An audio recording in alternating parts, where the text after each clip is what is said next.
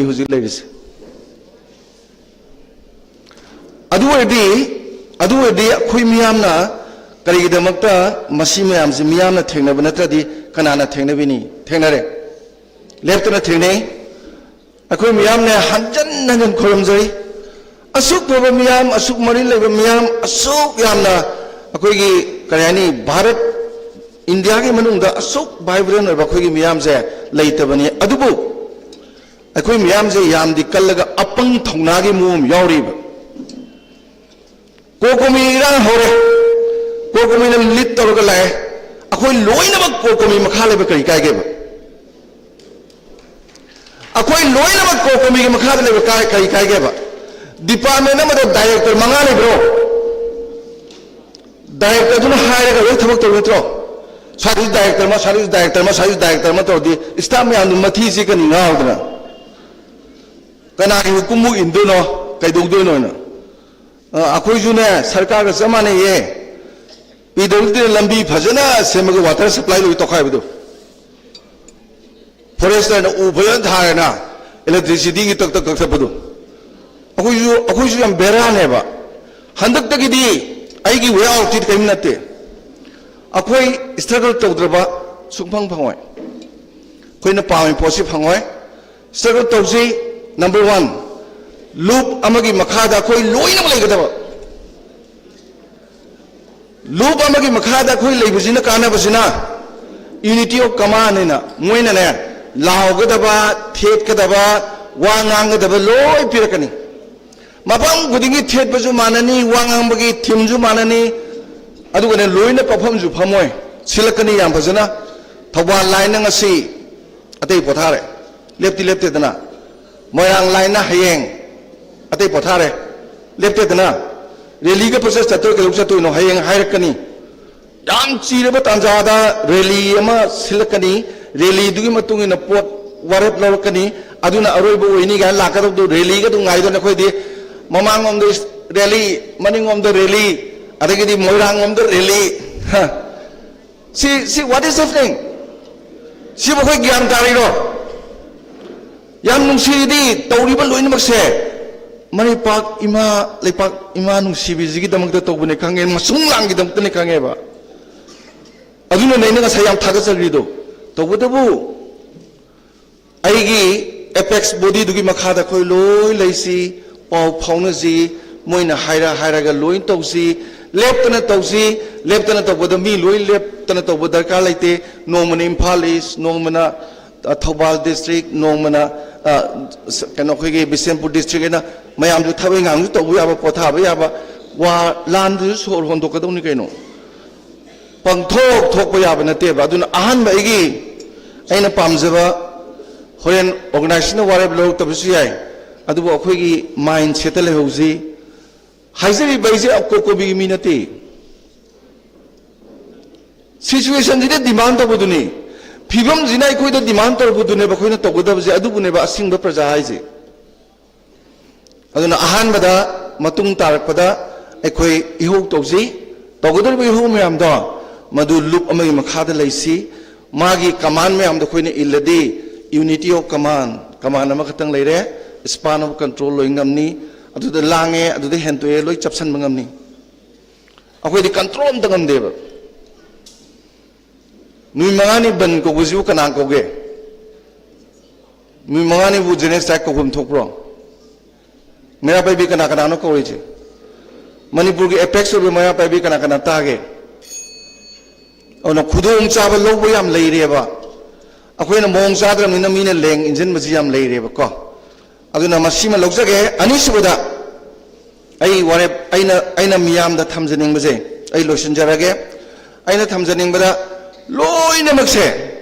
ꯃꯁꯤ ꯈ꯭ꯋꯥꯏꯗꯒꯤ ꯂꯥꯏꯕ ꯄꯣꯠꯇꯤ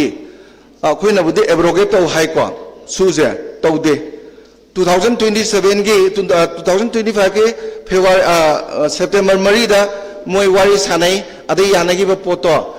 ꯉꯔꯥꯡ ꯅꯍꯥꯟꯒꯤ ꯇꯥꯡ 30ꯗ ꯌꯥꯅꯗꯨꯒ ꯆꯞ ꯃꯥꯟꯅꯩ ꯏꯟꯐꯣꯔꯁꯃꯦꯟ ꯇꯧꯗꯦ ꯂꯥꯏꯔ ꯄꯣꯠꯅꯤ ꯀꯩꯅꯣ ꯈꯨꯠꯂꯥꯏ ꯃꯌꯥꯝꯗꯨ CRPFꯀ BSFꯀꯗ ꯁꯤꯟꯅꯕ ꯑꯗꯩ ꯃꯣꯏꯒꯤ ꯗꯤꯖꯥꯏꯟꯇꯦꯠ ꯀꯦꯝꯁꯤ ꯃꯁꯤꯡ 3ꯇ ꯍꯟꯊꯔ ꯃꯅꯨꯡ ꯆꯪꯁꯤꯟꯕ ꯑꯗꯩꯗꯤ ꯍꯥꯏꯋꯦ ꯊꯥꯗꯣꯛꯄ IDP ꯆꯪꯍꯟꯕ अदे मोई मरकता फॉरेनर यारमदि इलीगल इमिग्रेंट्स और डिटेन तौबा अदगी वायलेंट एक्टिविटीज अम्बुक तौदबा मी हाथ तुप खोरप तौदबा लोरे कनो सिबु तौबिरदे अदुसी सुगी दिल्ली ने स्टेट गवर्नमेंट ने मणिपुर की मोई अहुमना हेक हेक एग्रीमेंट तौनरी जे रिव्यू तौबदा हंदक की तांग कुंद्रा जु सी चमान तौई नामकसु तौई सुक्तौ तौदे सी तौ हायगदम सी तौबंगम ददि लेंगा कनु हायगदम लेबंगा को मी लेगनु चमाने आदे लेबंगा को ने सिदा तौसनबने चमाने ngang ngau ngang to akoi nuai jabadi akoi gi ihodane target taubudu sida chief minister lemne koi chief minister tau leirena तौना आदि तौरेना आदो डायरेक्ट थोमसु कानीदना अदुना सेंगा मेन दानाने आनबदा हंदक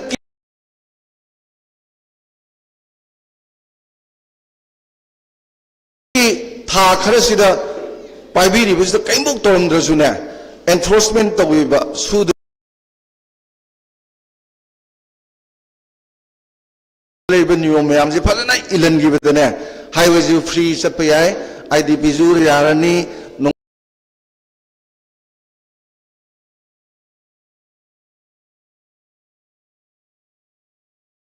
मैजु कामना रोय केम तौरोय मसे तौरोय कईगिनो मुई पांदम वाली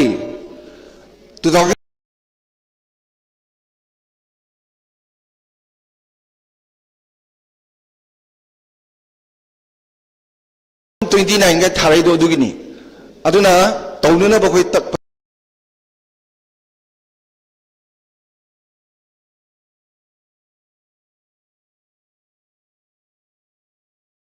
tare adu hoji hai ba dumaina apex samagi makha da khoi lerega matang leptana taw tare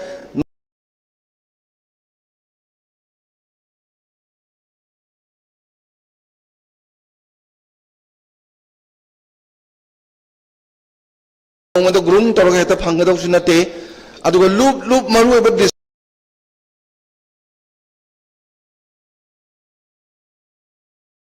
district की लेबिबा सिंगना पुनबा सिंगना माई mute सिंगना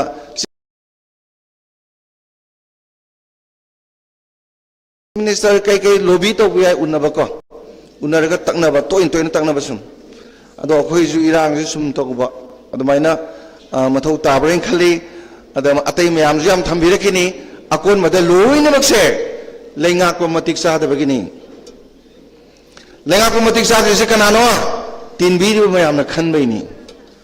कईदौर खली लुपा लिसिंग अमा लिसिंग अनी लिसिंग अहुम पीरगा यू थगा चाक चारगा अदुनबु दिल्ली न हायनो याय नत्रो दिल्ली न हायबो गाक्ता याबदुन नत्रो ngasi अखोइ सि फिल्म द लेजा कुइद्रे था ट्रेन पादंग आइसले लमन खुमजे लमन नंतंग खुमजे मयाम दिने उसी पंगरनी लुपा ने क्रो ने अनीमक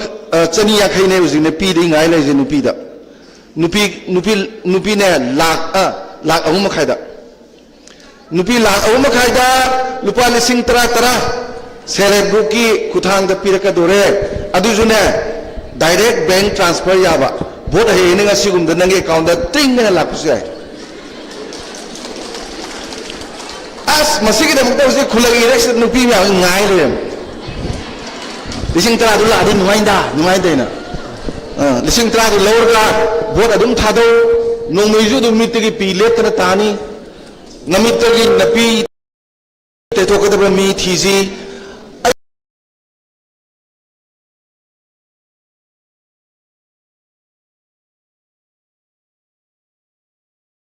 कैसे उपाय लेते भोट चुम्न थादब नतना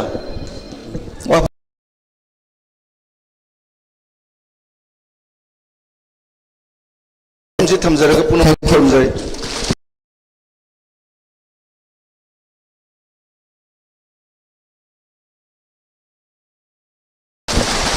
थैंक यू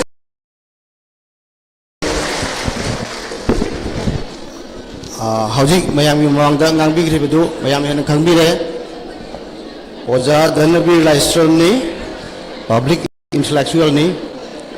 ओजाना ताकपिरंबदु पॉइंट अधिकतनी अहानबदा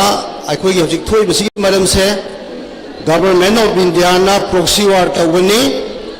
अनि सुबदना लैंगा की मतिक चादबगिनी अखोई इसाना लानबनी अनि सिगतनी अदुगा ओजाना ताकपिरंब वे आउट से सिसु अनि खतनी अहानबदना अखोई ग्रुप मैम से पुंजल लगा लीडरशिप ऑफ की मखादा वर्क तबसी हाइबनी अनि सुबदना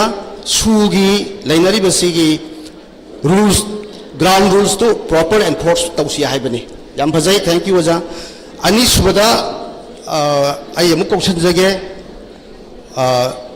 doctor K Nimai retired IAS and public intellectual request तौजनी बामदी हौजिक अखोई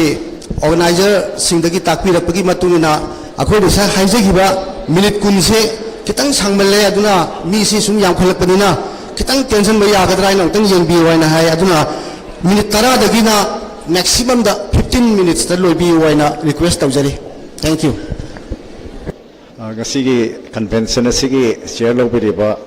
kokomi gi coordinator YK Dhiren adaga moderator obiriba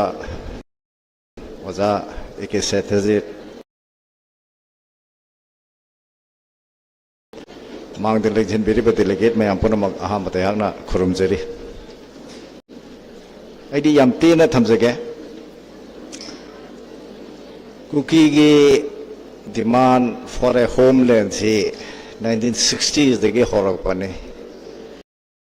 idea wane leiraga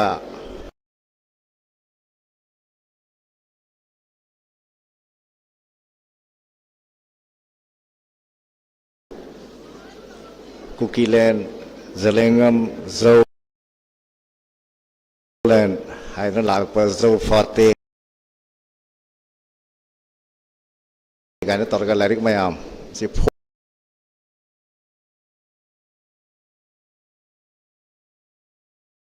phungaga 60s 63 adwai dege horak pane aduna MNF ki lan hoba mizoge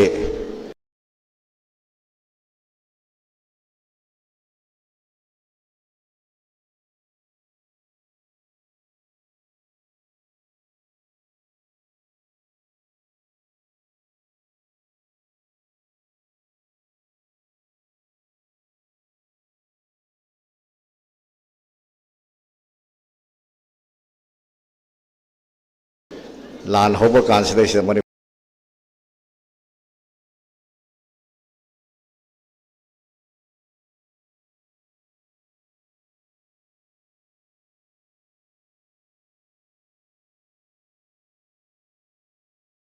tegi kuki mayam ama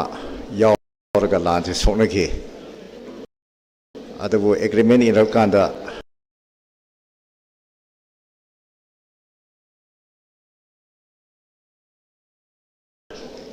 kuki je hundok pirambadagi moi ayam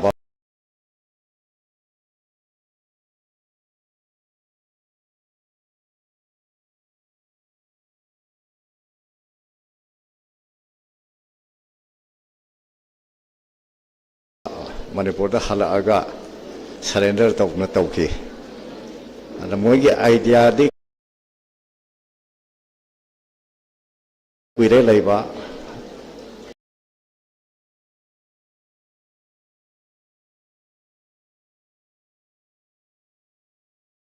aduna ngasi ngarang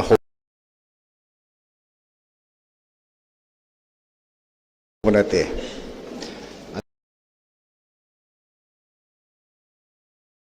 Jadi question yang tahu thadau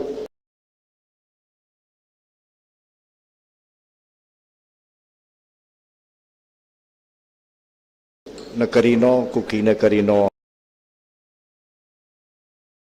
haiba kuki di yaure basi majority di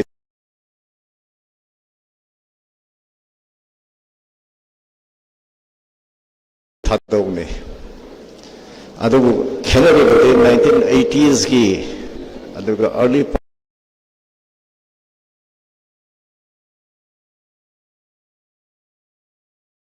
1990 सिदा थादौ का पान खुब की movement की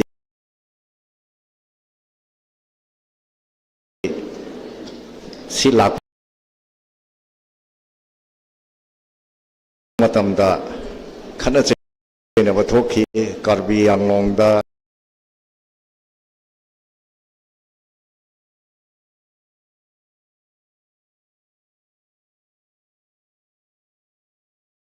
करीदा अदगी north Kasar की area दा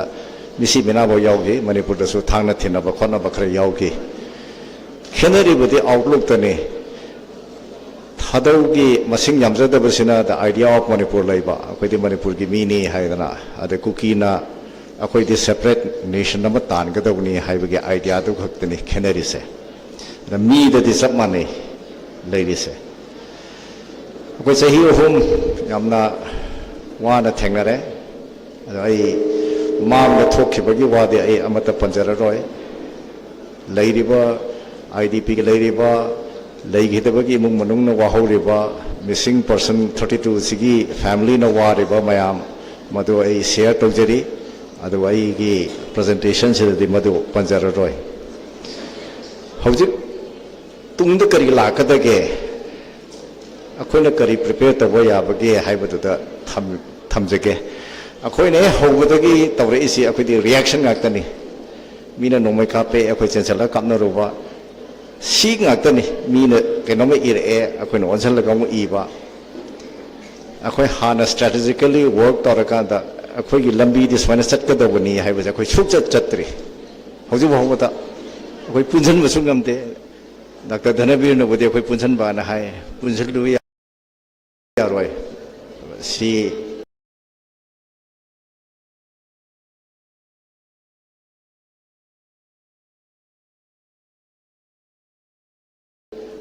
because of ideological difference.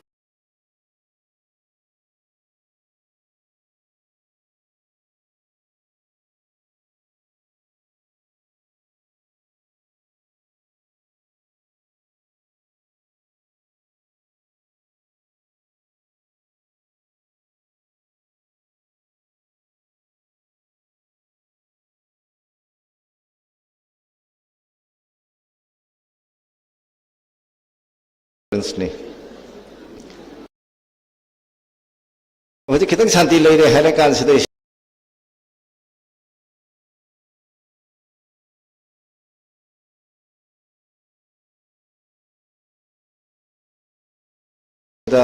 अखोगी military की loan का अमल है अखोगी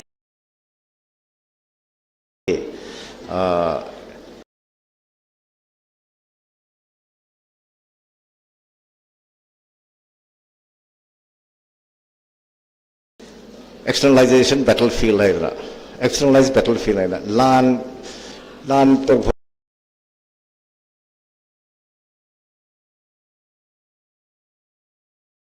से मफम लाम न होंदोकपने अदुना नॉर्मल से कितने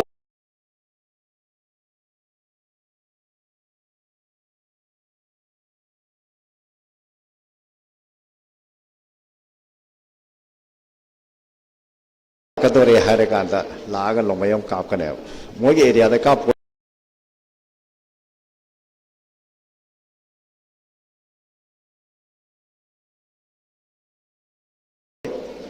अतोप कम्युनिटी की हुजी हुजी उखुल द तौरिबा सेनापति the तौरिसे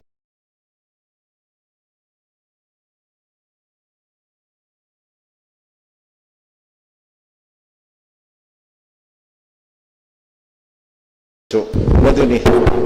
Bangsa biku bangsa, second of the.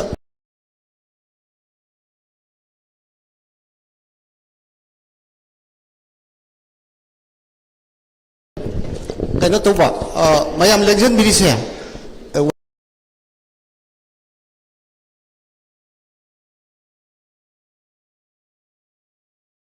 Biri siya mapanda tuwa sabi oba ko. This is a national issue ko.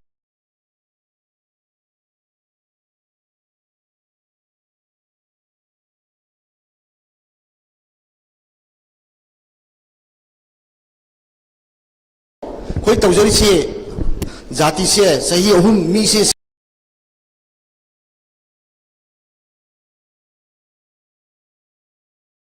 ꯀꯤꯗꯅ ꯅꯨꯡꯇꯤꯒꯤ ꯂꯩꯔꯦ ꯍꯥꯏꯕꯩꯅꯦꯕ ꯌꯥꯝ ꯏꯝꯄꯣꯔꯇꯦꯟ ꯑꯣꯏꯕ ꯃꯦꯇꯔ ꯈꯔ ꯉꯥ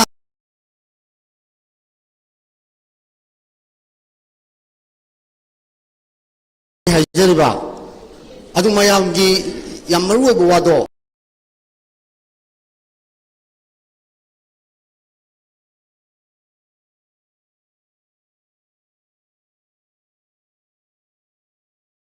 ꯃꯄꯥꯟꯗ ꯉꯥꯡꯅꯕꯤꯌꯣꯕ ꯄ꯭ꯂꯤꯖ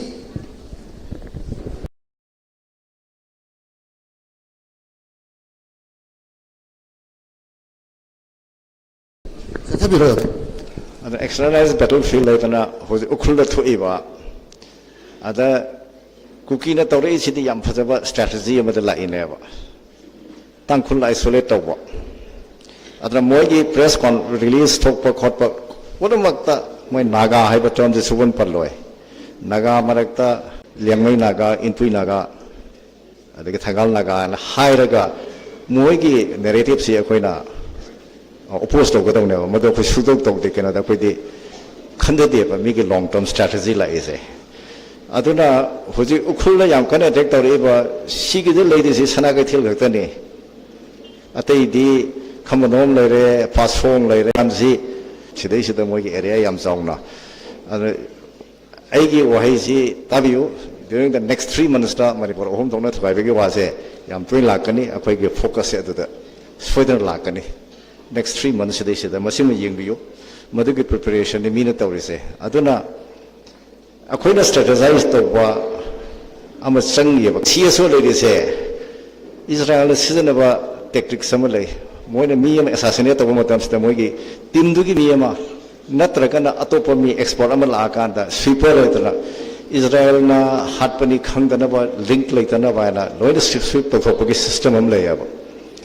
ꯃꯁꯤ ꯀꯨꯀꯤꯅ ꯁ꯭ꯋꯤꯞ ꯇꯧꯕꯁꯤ ꯅꯦꯔꯦꯇꯤꯞꯇ ꯑꯩꯈꯣꯏ ꯅꯠꯇꯦ ꯑꯁꯤꯗꯤ ꯃꯩꯇꯩꯅ ꯇꯧꯕꯅꯤ ꯑꯩꯈꯣꯏꯒꯤ ꯅꯥꯒꯥ ꯃꯁꯦꯟ ꯈꯠꯅꯕꯩ ꯇꯧꯕꯅꯤ ꯍꯥꯏꯗꯅ ꯑꯩꯈꯣꯏꯅ ꯄꯥꯎ ꯇꯥꯗ꯭ꯔꯤꯉꯩꯗ ꯑꯩꯈꯣꯏꯒꯤ ꯀ꯭ꯂꯥꯔꯤꯐꯤꯀꯦꯁꯟꯁ ꯂꯥꯛꯑꯦ ꯋꯤꯗꯤꯟ 1 hour ꯑꯩꯈꯣꯏꯅ ꯄꯨꯡ 1.5-2 ꯂꯩꯔꯒ ꯄꯥꯎ ꯇꯥꯏꯌꯦꯕ ꯇꯤꯑꯦꯝꯒ ꯁꯣꯝꯒꯤ ꯏꯟꯁꯤꯗꯦꯟꯁꯦ ꯁꯨꯃꯥꯏꯅ ꯇꯧꯋꯤ ꯑꯗꯒꯤ ꯍꯧꯖꯤꯛ ꯂꯥꯔꯖ ꯁ꯭ꯀꯦꯜ ꯏꯃꯤꯒ꯭ꯔꯦꯁꯟꯒꯤ ꯚꯤꯂꯦꯖꯦꯁ ꯃꯌꯥꯝ ꯏꯃꯤꯒ꯭ꯔꯦꯟꯠꯀꯤ ꯚꯤꯂꯦꯖꯦꯁ ꯂꯩꯔꯦ ꯃꯣꯔꯦꯒꯤ ꯃꯊꯛ ꯑꯗꯒꯤ ꯑꯩꯈꯣꯏꯒꯤ ꯅꯝꯂꯤꯒꯤ ꯃꯈꯥ ꯁꯤꯗꯩꯁꯤꯗ ꯂꯩꯔꯦ ꯁꯤ ꯁꯔꯀꯥꯔꯗ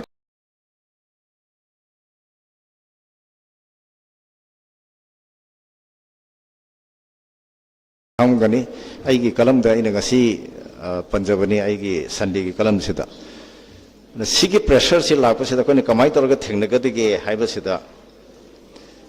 ꯑꯩꯈꯣꯏꯅ ꯏꯟꯇꯔꯅꯦꯁꯅꯦꯜ ꯃꯤꯗꯤꯌꯥꯗ ꯈꯪꯗꯦ ꯅꯦꯁꯅꯦꯜ ꯃꯤꯗꯤꯌꯥꯗ ꯈꯪꯗꯦ ꯗ꯭ꯔꯒꯀꯤ ꯄꯣꯄꯤꯒꯁꯤ ꯌꯥꯝ ꯀꯟꯅ ꯑꯦꯝꯐꯁꯥꯏꯖ ꯇꯧꯔꯒ ꯀꯩꯅꯣꯗ ꯂꯥꯟ ꯊꯦꯡꯅꯕ ꯍꯥꯏꯁꯦ ꯄꯩꯁꯥ ꯆꯪꯉꯤ ꯄꯩꯁꯥꯁꯤꯗꯤ ꯗ꯭ꯔꯒ ꯃꯅꯤꯅ ꯐꯥꯏꯅꯥꯟꯁ ꯇꯧꯕꯅꯤ ꯑꯁꯤꯒꯤꯁꯤꯃ ꯀꯛꯇꯕ ꯁꯣꯏ ꯌꯥꯔꯣꯏꯕ ꯑꯗꯨꯅ ꯏꯟꯇꯔꯅꯦꯁꯅꯦꯜ ꯃꯤꯗꯤꯌꯥꯗ ꯀꯔꯤꯗ ꯇꯧꯔꯀꯥꯟꯗ ꯁꯔꯀꯥꯔꯗ ꯑꯦꯛ ꯇꯧꯍꯟꯕ ꯐꯤꯛꯁ ꯋꯤꯡ ꯑꯦꯔꯣꯄ꯭ꯂꯦꯟ ꯁꯤꯖꯤꯟꯅꯔꯒ ꯅꯥꯄꯤ ꯍꯤꯗꯥꯛ ꯆꯥꯏꯗꯅ ꯍꯥꯠꯄ ꯈꯣꯠꯄ ꯇꯧꯅꯅꯕꯒꯤꯗꯨꯃ ꯑꯩꯈꯣꯏ ꯃꯨꯚ ꯇꯧꯕ ꯑꯃ ꯆꯪꯉꯤ ꯏꯂꯤꯒꯦꯜ ꯏꯃꯤꯒ꯭ꯔꯦꯟꯁꯤꯃ ꯑꯩꯈꯣꯏ ꯊꯦꯡꯅꯅꯕꯒꯤꯗꯨ ꯁꯔꯀꯥꯔꯗꯤ ꯉꯝꯗꯤ ꯉꯝꯗ꯭ꯔꯦ ꯑꯗꯨꯕꯨ ꯃꯁꯤ ꯇꯧꯕꯁꯤꯃ ꯑꯩꯈꯣꯏ ꯗꯔꯀꯥꯔ ꯂꯩ ꯑꯩꯈꯣꯏꯒꯤ ꯑꯦꯀꯥꯗꯃꯤꯛꯀꯤ ꯌꯨꯅꯤꯠ ꯑꯃ ꯑꯩꯈꯣꯏ ꯃꯃꯥꯡꯗꯁꯨ ꯍꯥꯏꯖꯈ꯭ꯔꯦ ꯀꯣꯃꯤꯗꯁꯨ ꯑꯦꯀꯥꯗꯃꯤꯛ ꯌꯨꯅꯤꯠ ꯑꯃ ꯊꯝꯕꯤꯌꯨ ꯁꯤ ꯉꯔꯥꯡ ꯅꯍꯥꯟ ꯑꯩꯈꯣꯏꯒꯤ ꯁꯨ ꯒ꯭ꯔꯨꯞꯇ ꯂꯩꯕꯁꯤꯒ ꯋꯥꯔꯤ ꯁꯥꯟꯅꯀꯥꯟꯁꯤꯗ ꯃꯅꯤꯄꯨꯔꯒꯤ ꯆꯤꯡꯒꯤ ꯖꯒꯥꯁꯤꯗꯤ ꯃꯅꯤꯄꯨꯔꯒꯤ ꯅꯤꯡꯊꯧꯒꯤ ꯃꯈꯥꯗ ꯂꯩꯔꯝꯗꯦ ꯍꯥꯏꯗꯅ ꯅꯦꯔꯦꯇꯤꯞꯁꯤ ꯑꯗꯨꯝ ꯄꯨꯊꯣꯛꯏ ꯁꯤ ꯑꯦꯚ꯭ꯔꯤ ꯇꯥꯏꯝ ꯄꯨꯊꯣꯛꯏꯅꯤ ꯃꯁꯤ ꯑꯩꯈꯣꯏꯅ ꯆꯦꯂꯦꯟꯖ ꯇꯧꯕꯗꯤ ꯑꯣꯏꯗꯕ ꯉꯥꯡꯒꯗꯕ ꯅꯠꯇꯦ historical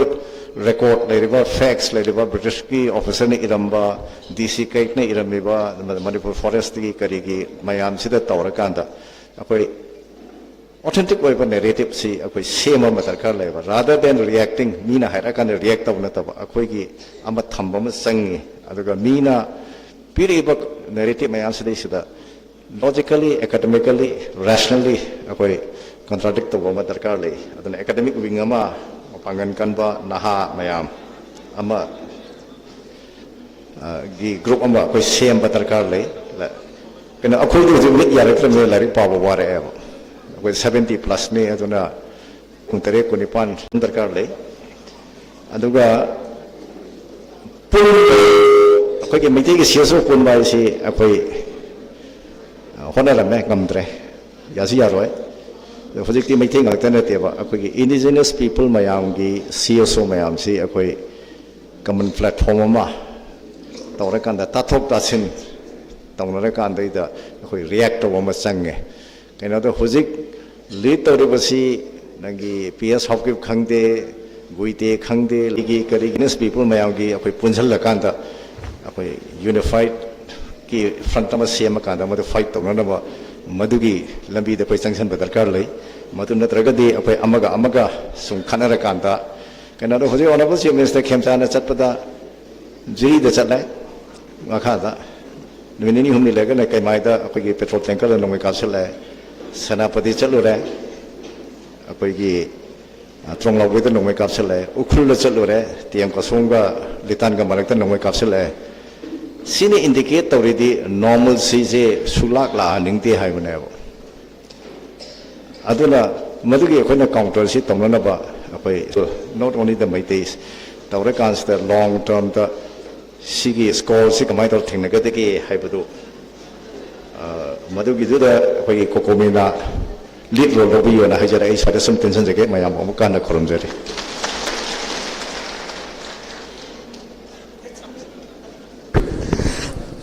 Thank you, Dr. Akinmai, retired IAS. Matamsu chapchana haibire, yam fazana takfirami. Dr. Akinmai na takfiram basi audibility di kitang ward kare. Tung da pambandara keno nakusi am nahuna jabani adu kitang mayam tabi wa record tawira di phade reporter sing fazana tawibra. Aina khangja hobada yam na koi specific keno se koi strategic counter measuring to change planning to change na tapi bane ahum soda kausan jage akoi editor Hemanta Kumar Ningomba editor Wael Kati oto le jembi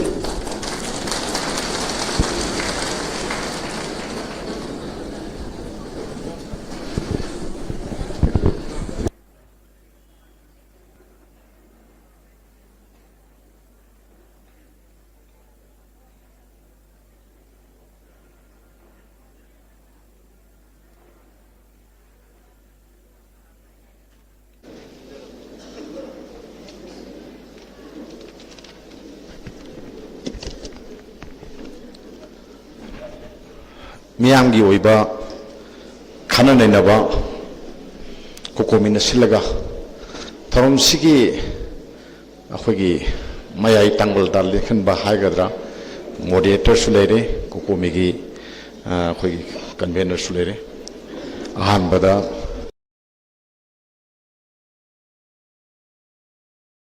ꯏꯀꯣꯛꯅꯣꯝ ꯂꯩꯀꯥꯏ ꯈꯨꯝꯅꯕ ꯎꯠꯆꯔꯤ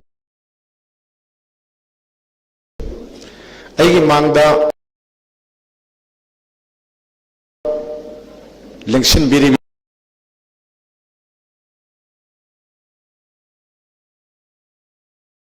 ꯄꯂꯦꯝ ꯃꯌꯥꯝ ꯑꯃ ꯌꯥꯎꯏ ꯑꯩꯅ ꯄꯥꯎꯃꯤ ꯑꯣꯏꯔꯤꯉꯩꯗꯒꯤ ꯑꯗꯨꯝ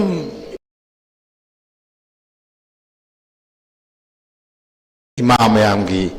ꯑꯗꯒꯤ then ꯂꯥꯟ ꯃꯌꯥꯝꯗ ꯑꯩꯈꯣꯏꯒ ꯄꯨꯟꯅ ꯑꯗꯨꯝ ꯊꯕꯛ ꯇꯧꯃꯤꯟꯅꯔꯛꯄ ꯑꯗꯨꯝ ꯎꯕ ꯑꯃꯗꯁꯨ ꯎꯕ ꯃꯌꯥꯝ ꯄꯨꯝꯅꯃꯛ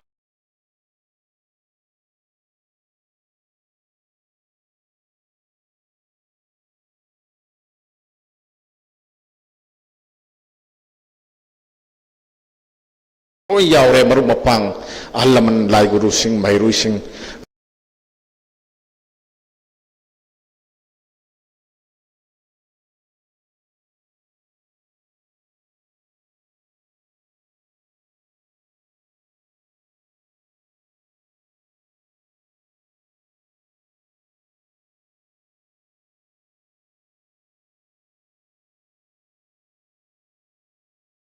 ꯒꯤꯗꯤ ꯁꯤꯚꯤꯜ ꯁꯣꯁꯥꯏꯇꯤ ꯑꯣꯔꯒꯅꯥꯏꯖꯦꯁꯟꯁꯤꯡꯒꯤ ꯂꯨꯆꯤꯡꯕꯁꯤꯡ ꯈ꯭ꯋꯥꯏ ꯇꯔꯥꯕꯨ ꯑꯩꯅ ꯃꯐꯝꯁꯤꯗ ꯂꯦꯞꯆꯔꯒ ꯏꯀꯣꯛꯅꯣꯅ ꯈꯨꯔꯨꯝꯖꯔꯤ ꯑꯩꯁꯤ ꯈꯖꯤꯛ ꯀꯟꯅ ꯑꯗꯨꯝ ꯋꯥꯁꯤ ꯉꯥꯡꯕꯅꯤ ꯑꯗꯣ ꯉꯁꯤꯗꯤ ꯑꯩꯒꯤ ꯃꯥꯡꯗꯁꯨ ꯀꯦꯃꯦꯔꯥ ꯃꯌꯥꯝ ꯑꯃ ꯈꯤꯜꯂꯦ ꯑꯗꯨꯒ कुकु मिना सिल्लगा स्वाइदा करी करी वारत लौदोइनो ओइना ममित लावा मयामगी मनातोन तुम्बा मयामगी मी मयाम सुलेरमगनी सिनि को खोइना येंदोसे अदु खोइ किनिङाइ लेते अखोइगी इरै पाक पेननबगी वाखरने खोइना हाइना दुसेको ai hojage ai yam tena ai na bhona jage ai khoi india sida kangluk ki irang ai si adam thoga lai ko akhoi gi india na maning makha tamba matam hai tare ko 1940 ga 7 da su akhoi gi hindu ga muslim ga si kangluk ki irang thokpada mi lakh me he si lakh में सिगी कोसा अरेगी anti सिक राइवट अना कुमजा 19 खोगी IT का four दसु मी सी खोगी सिक मयाम सी लिसिंग निपान की मथक the सिक की अदे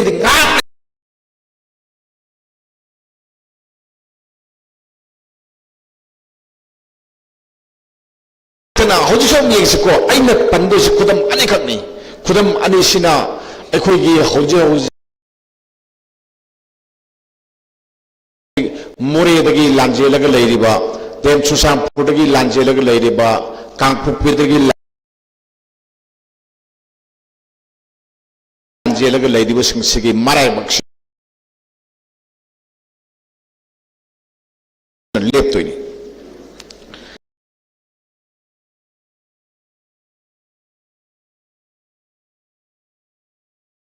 आइन हाजंगसि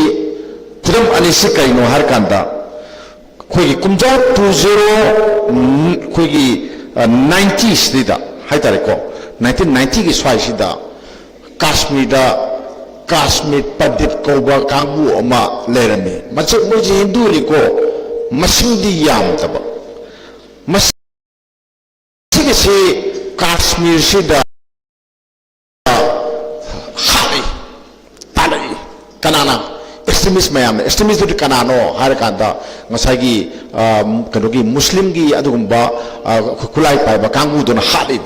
करोंदगी Lakpa पाकिस्तानदगी Lakpa अमदगी Lakpa ma'am अम तौरगा मथंग हाली हापदा कदोगी इमुंग तुमना हापा यावी अखंबा मैम हाली वजा ओइबा मैम हाली मरु मी मैम जे हापदगी मी लिसिंग निफु की मथक्ता मफम लेबा ngमदरना मोइसि सेले को मतमदुदा इंडिया का मेना मोई ngakpa then adumai tawna hoji phawba moido mafam duda hanjanba ngamdri sahi de kaya sure sahi kutra sure hanjanba ngamde ko mayam khangbiu ko aina ngasi haijaram mise ngasagi IDP sing oina leiriba akoi hajalan biu ina demand torba kam duda naina hongnam ni koi hajerise si ma khangbiu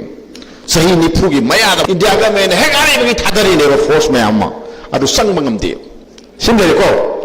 atopa yam nakpa Mizoram दा लेरंबा काबू अमा Bru हाबा काबू Laramie को मोइसु अखोई autonomous ओइना मोइ district council अमखक demand तौबनी demand दुदा खुलाई पाइबा काबू मोइ अफलगा अखोई ऑफिसर मा हालुई फॉरेस्ट के ऑफिसर मा हापनी हालुदगी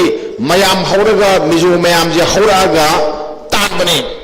होजिक मी लिसिंग निफु मुदरबदो तोइसेली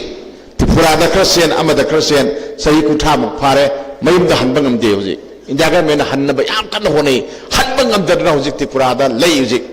सिलेको अदोगति अखोगी मोय पुर काइबि यारोय नत्रा अखोई मणिपुर कनगदबनी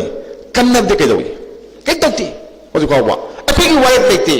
मैतेगी वारेप काइ चखलगे सिनी मिगिदि वारेप लई बाइदबो केदोरे थाइना मवांग लेदगी होना अखोगी कुकी लेन ना दम लाखदो होजि कुकी लेन दम लई लेको अदगदी मथंग लान से तौकना ताकुल मयाम तालाई सिनिको मोगी लम ओइनबा लम मुलेनी लम पाक्चोइने जे कोइ लोइ खंगी मैतै गिदे केदौरे अखोइना अदम हाई सेप मणिपुर से अइना पिसक पिङै अइना छात्र ओइङै मयौ ओइरिपुर अको अदुदि अखोइगी वारेप लेतबगी दगी थोरैनेबको अखोइगी वारेप अमा लहेनबम चंग करिगिनो अखोइना सुसामपुर माइकैदा मोरे माइकैदा कैनुसिंगना कुकीसिंगना सेपरेट एडमिनिस्ट्रेशन पिउ अदगेदेन मोगी मपा मपुगी लमनी हर कांदा अखोइना साउरि से करिगिनो मैथैना साउरि से करिगिनो मणिपुर काइबि यारोय हज करिगिनो अखोइ मैम नहा मैम खंगोबको सिगी लम से मणिपुर ने है नहीं मणिपुर ने है कहो आई इपा इपू मयामना बर्मा दगी अतई लिफाक मयाम दगी मकुत खुलाई पायरगा थांग पायरगा मक्तौती अदुगा then suspension of operation से मशीन से एडवोकेट तो सनाहनगनु हाइको तौते यारोय अदुदि लांसी यो मफांगन सुम कल्ली कुकिन सुम कल्ली अखुन सोली कलिगिनो मयाम साइबे हाइग्रे आई मांग हाइबे मयाम आई सोजे पंदे यादे पन्नी पल्लिनी को मपु अमले मपुदुना लांसी लिखलिनी को मुझे खोमी लामी ओइना मुझे सबलगा पैसा पीरगा थादरगा मणिपुर लान तौरिनी लान तौलिनी मैतैगा थेंनालिनी कनागा नागागा थेंनालिनी करिगिनो हारकांददी मयाम थाइना ममांगैदगी हौना खोइना सुम यंग मतमदा मणिपुर लेरिबा लालौबा मयाम सिंगसे मसी अमतंग लोइसलगे से मोइना खल्ले मोइना पामी अदुगो मदु कदुके मदु लोइसलबा होनाबदा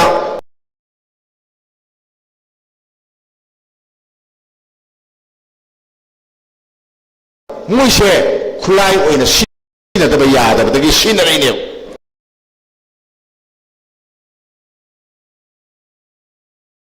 मसिन लांसिंग सिगु हाइसे मयाम खंगबियु ब्रह्मादसो अदुम तवी खोइसिदसो अदुम तवी होजे कदोरे 20 कय हारे मान 39 हारे को 29 भाव मनदा लोसन्नी हारे लोसन बगी पादम कदोरे थब करी करी तवे मीडिया मसन मेले को होजे मीडिया मसन मेले एडवाइजरी एम थोए होजती बंगी पाव हाप यारोय हागले नत्रा लालोबन थोपा पाव हाप यारोय हागले हाइको से देन सिना कदोगेबु याम थुना 20 अखोगी 29 फावि मनुंगदा अखोगी कल्ले थौरे हई सिंगले मरिबाक सिरे पाउमी मयाम अमा जेल संग हरकनी मैम खबी को फाब हौदुन को पमी फाब हरकनी अदुगु मदु की बकापु तुमिन लेगिनी मोय हाइबा दम इंगरी सी नंबर 1 नंबर 2 मसागी UAPA एक्ट को मसिदी हादं बसनरब एकनी हादगी एकनी को मणिपुर से तुम सनै हौजी से तुम सनै आई मसे आइना हाइबदि थाजररोय कोई ओरेन सेनियर एडवोकेट तामम मनी नदी लोइन खंगमनी खली हादगी हम तुम सनब पोट मनी हौजी सनै को हौजी मोने तांग हम थोगा हौजी पुथोरई सना सना पुथोइनी को आइगी मेंग हेमंत कवेजे हौजी सीएम थोगा आइगी मे हेमंत कवेन पुथोरपवानी मनद सेलबि सेंदी करिनो छे केलिनी कनाद केली कुकोमी सेक्शन लू अमुको सेक्शन लू सिविल सोसाइटी ऑर्गेनाइजेशन में हम सेक्शन लू नोइसी मखादा फारनब थौरांग सोय तौरकनी सिबको मजुदा अखोय कदोगदगेसु खनबि हो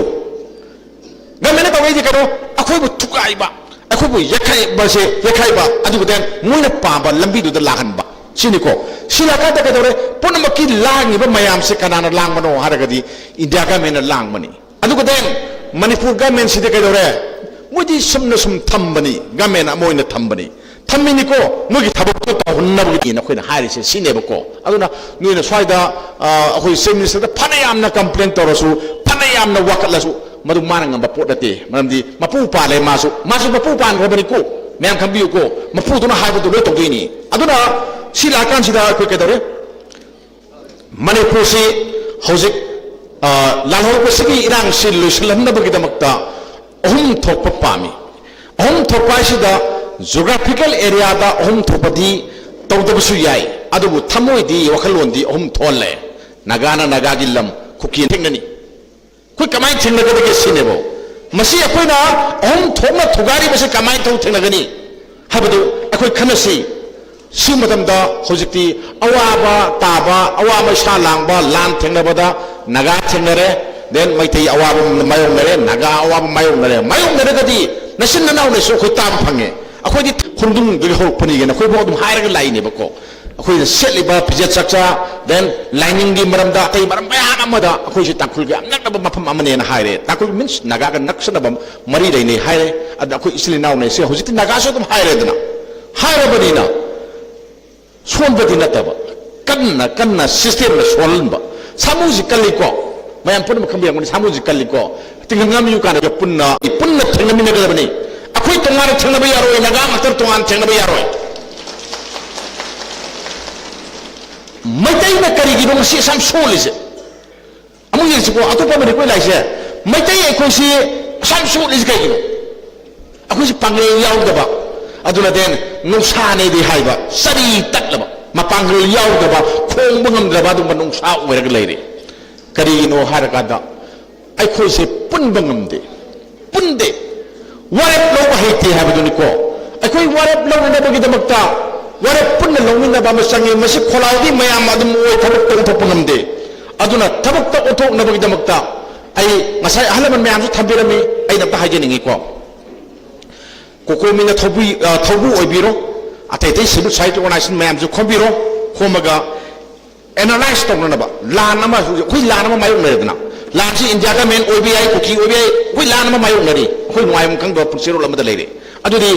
khoi lan si ki magi maikai ama se khoi analyze to bam sang nai na bam sangi aduga te mathangda moina po kari kangak piyai moina kangak po dumdu akhoi counter kari tawni then akhoi kamai tawraga sungsen narga kari tawraga akhoi ire pa kan mangam ni ga je masigi damakta working committee ma semam sang apun da working committee ma karba enala mi yam ga di wayam yami ko adu semi adu mui lising makhada akhoi gi tawgada ma thok mayam se ban tawre blockade tawre or protest tawre mui gi makhada ai tawbana phabra na khali ada mayam di haini adu gi do kokomi sina mangda leiraga magi masha oina makhada thammaga ko adum thamak tor su ya ko hajer se muduna litto bi habne te kokomi te litto ya habne te ko mui makhada kokomi na mathak leiraga mui makhada working committee ma analyze wing ma naha mayam gi ma torga akhoi ek to doino kana na madubu akhoi pakhum pibingam ba akhoi group kana lege kan yawe mui haiba dam dasal la akhoi na khalle angau na haiba pupu ke dawege mui na haiba wabu na lawe ko pakhum du khmogo taragadi mui na haiba du sumin loduini natra aduna taseng badi madu aran ba pot amane mama kai mui di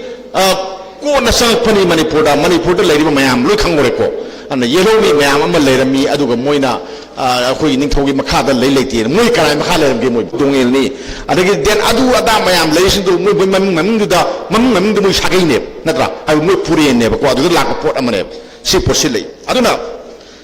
akhoi na handak ki lan sida mayam ama siri singe maitai na mayam siri singe lan thong sen ba heu da badagi ne lan thong tang sen ba phajana sen si aduga den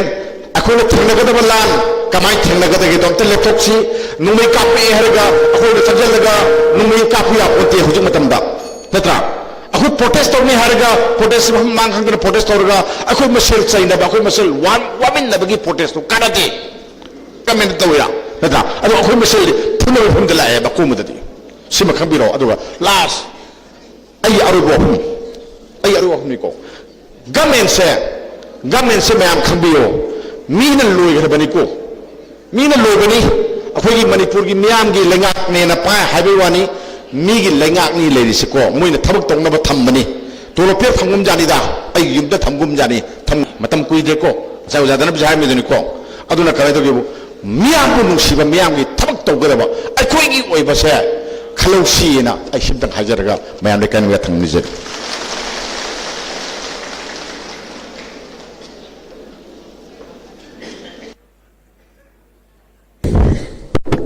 Thank you, Oja Hemanta Ningomba, editor. Yang phasaba wafum tambir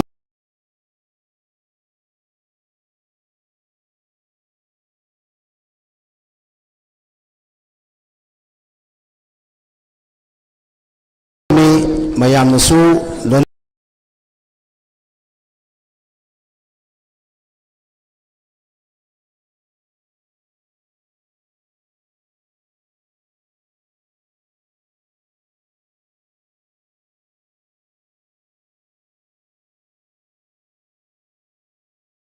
tabiramagani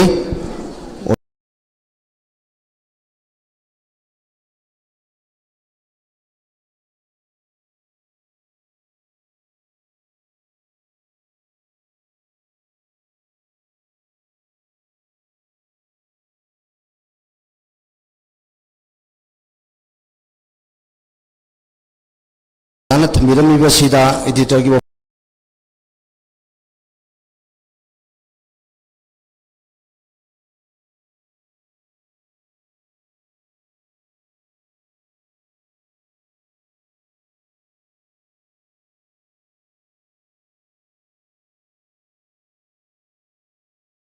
सिदा याम मरुना suggestion तौबिरम बसी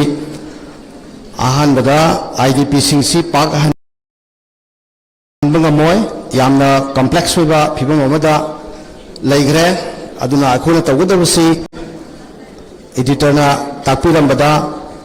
क्वाइगी अहानबदा अखोगी alliance of working committee गुंबा हाइबा मयांगी अपुनबा सेमगा हौजिकी लैब चथरिबा लानफम मसी फजना एनालाइसिस तौरगा फजना काउंटर तौबा अदुगा लिस्ट ऑफ एक्शन नंबर फजना सेमगा अदुगी मखादा पुन्ना पुन्ना चमिनबा अदुगा अरोइबदा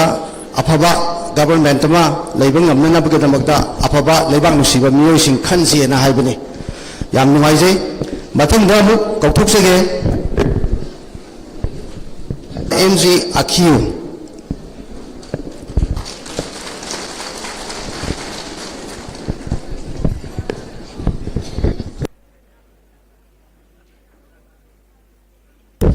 Oza Akhiu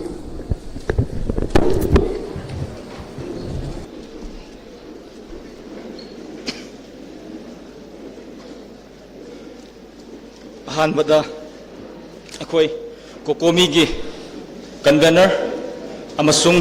Naga coordination adviser Singh अखोई की अहल लमन सिंहना अइबु याउरो हाइदुना थारकपनी अखोई चाही अहुम फाना अखोई मणिपुर क्राइसिस चथरिबो मैम से मैम लोइन खंगी अशोक अपन अवा अना सीबा नाबा कयाम अखोई मैम से खांगबदा वारखरबा ngumraqtraba टाइमिंग दो अखोई से औजिक से करी तौबगी इरांग से अदुम सांगथरिब्रा हाइबा मतमदा अखोई इचिनिनाव मैतै सुंगाइरे नागा सुंगाइरे ओजा यामनबा सात्रा अमफाव लेत्रे अदुना लुसिंगिबा अखोई कोकोबीना हाइरदी यारे हाइना मैम लौसी ओजादो यामनगनु अखोई नागा सिंगददी कमाइन तौगे हाइबदा हाइबदा फाव थोकते मखुत सिंगगा थोरकपनी अदुबु इसिनि नाव तंपाक ची मी सिंगदी पंगसोंगदा सोंगबनी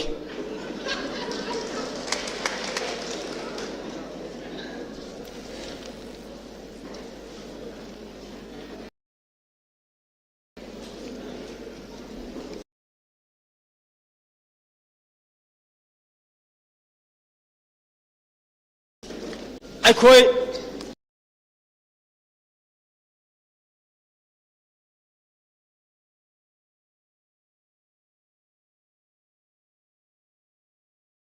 FNCC ना foothills Naga coordination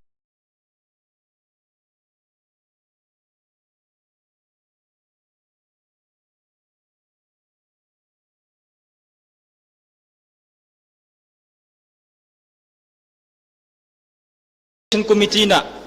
करीगिदमक लेखत्पनो हाइबा मतमदा अहानबदा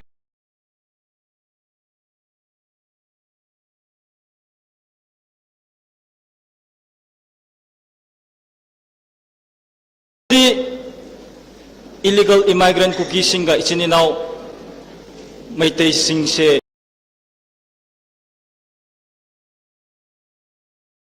खनब्राना last खलम्मे अदुबु last दे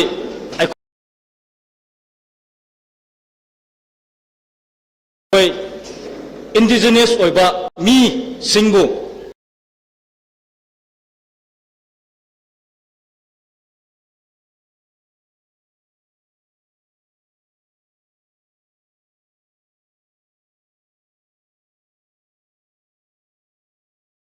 अतमना टारगेट तोरकपा अखोई lump मुल्लकपगी मरमना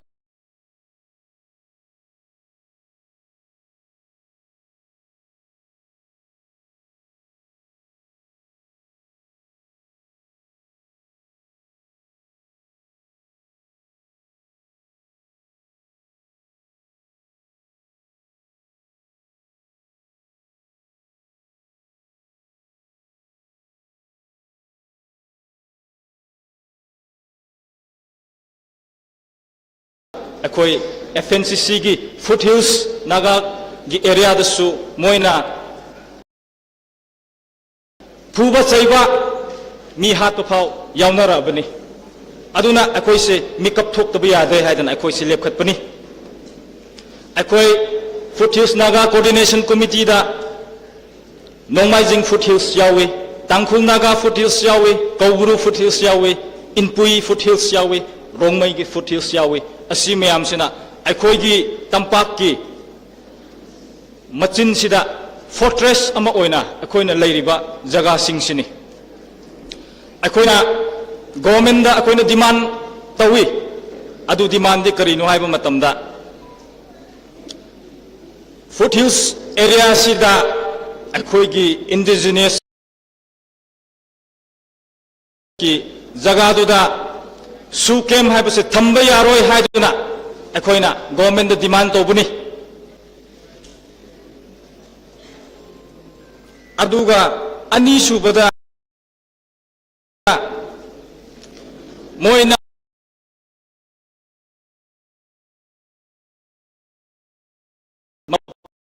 marang khangdaba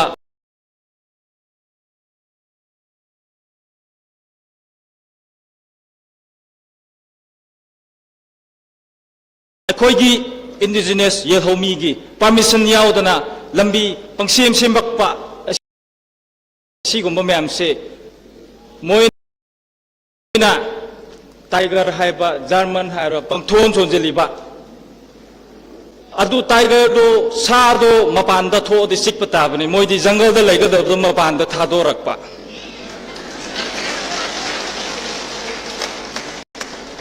adu khagnate hojik akhoi Manipur da drugs ki problem se leire khaina asomda Foothills ki area singda akhoi gi jaga da akhoi gi lamda popi se thare khangna akhoi na jaga se si leire khut takpi ba phao kari su tawbi ba ngamdre na in terms of 100 crores ki thare leire mafam si da leire si mi leire adu ada leire takpi yu akhoi mi puthoken hai ba phao kari su tawbi dena akhoi government da moise chief minister ni minister mayam ni MLA mayam ni asaw asang ni tawba ngammi ne wakal liba last di moy kangbu se saukidar oire leiramina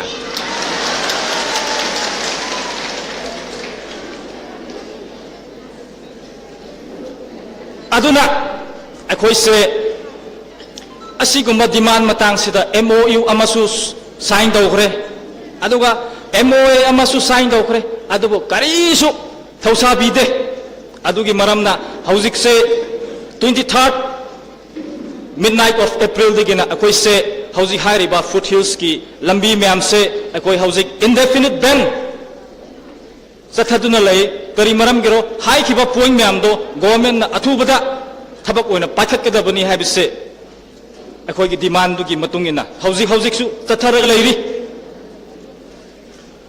aduga maru oina Manipur da NRC da natraga NRC ga manaba or ngarang NRC gi sensitization program amadasu akoi gi khang hai singna kharha khre adu ayaba illegal immigrants se akoi gi lamdigina detect tawraga deport tawga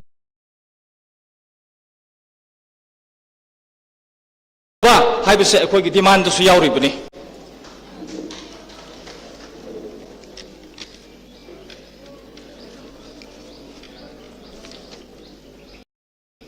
hojik akoi se yelhomi sing indigenous ki mi sing se punba matam yaure haibise punba matam yaure punsu punga dawrabani aduna akoi na haining budi mayam na loina khangni India government na akoi gi yelhomi singbu proxy war sanarar leye bise proof ke arapi ningai lege ne we have more than enough aduna hojik se akoi yelhomi sing isininaw mayam se amakhakta oina limna gadaba matam do oire akoi gi di hairiba ꯃꯌꯥꯝꯅ ꯑꯃꯈꯛ ꯑꯣꯏꯅ ꯄꯨꯟꯖꯦ ꯍꯥꯏꯕ ꯃꯇꯝꯗ ꯑꯩꯈꯣꯏꯗꯤ ꯔꯦꯗꯤꯗ ꯂꯩꯔꯦ ꯃꯌꯥꯝ ꯄꯨꯜꯂꯒ ꯑꯩꯈꯣꯏ ꯃꯅꯤꯄꯨꯔꯁꯦ ꯀꯟꯗꯕ ꯌꯥꯗꯦ ꯍꯥꯏꯕꯒꯤ ꯁ꯭ꯇꯦꯟꯗ ꯂꯦꯞꯄꯒ ꯂꯩꯔꯦ ꯍꯥꯏꯕꯁꯦ ꯃꯌꯥꯝꯒꯤ ꯃꯥꯡꯗ ꯍꯥꯏꯗꯣꯛꯅꯤꯡꯉꯤ thank you Thank you, Oja MG Akiu, convener of the Foothill Naga Coordinating Committee. Ojana takpiram basisu mayam hena khambire hanagi same line dani aduga aroibada yam kan stress tabiram basi aikoi mayam punsinaba tribe indigenous tribe sing aduga Meitei sing Meitei pangal punamaki apunba force ama sem basina haujiki khwadigi hena maroiba tanja asigi tawhun thokani habisi takpirame mathangda ai amuk tawsinjage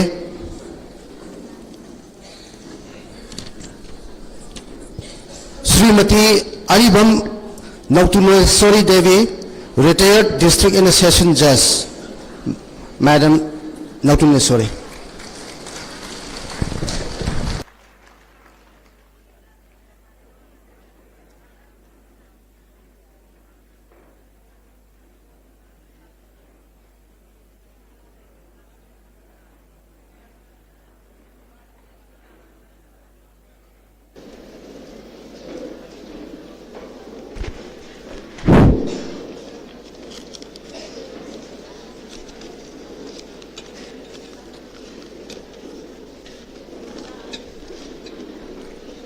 ngasi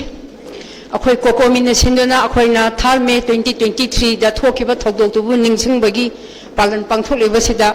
akhoi ngasi dai sa phambiriba kokomi gi coordinator amadi oza moderator bu ikai khomna bu usari amadi pulapna subsin jaraga timbiriba miyam pumna makpo ehan khurumjali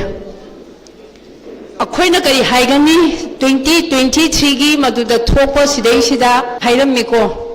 intelligence lapses leire security failure oikhredana because of that lapses and the failure mara leijadraba akhoi gi misam praja singsina nangliba awaba se akhoi ngasi face tawraga leirieba praja akhoi myamna laurieba peace phanghangadabani asumba phanghangadabani akhoi bu constitute akhoi myam se madugi khudong saba loi phanghangadabni ngang tawrieba akoina thamjaning badi karino khwai maru oina mission di ignorance of law thawai da base mission di yaeba adobo salary person oina government gi saben oina leiriba singsi di law ngata ba sugya ya deba district administrator Churasampur amadi superintendent of police ki mathakta na makhoi bu responsible fix tawdana masidai sheda makhoi bu book tawdana leikhrabra heba matamnu da thopa thodok tagi bheri romda laaga retaliation tawrubadagi di apamba pamdaba tahai uhoidaba mayam thoeraga madugi maramda factual thing do amu nerep tawdraga su akhoina ngasi mayam loina khangeba akhoina lauri Pahalgam da thopa thodok ta terrorist ki attack da government of India na khudak ta retaliate torga terrorist sing sida ahum yauna nupi taru hatchba amagi trongo bi da ngaram hatchba do India government ni mana pamra sine ba na lori base masi lo violate se kanano ngasi gi illegal immigrant sing sina sang erga su sing sida leiriba sing sida toraga hanjan mara leijadraba akhoi innocent people sida attack torpa sida government of spirit thana pijaba law thugai India ki criminal administrative system da hanna leijaraba IPC CRPC evidence eki matungina criminal administrative system da madu work towi hojikna BNSS amasung BNSS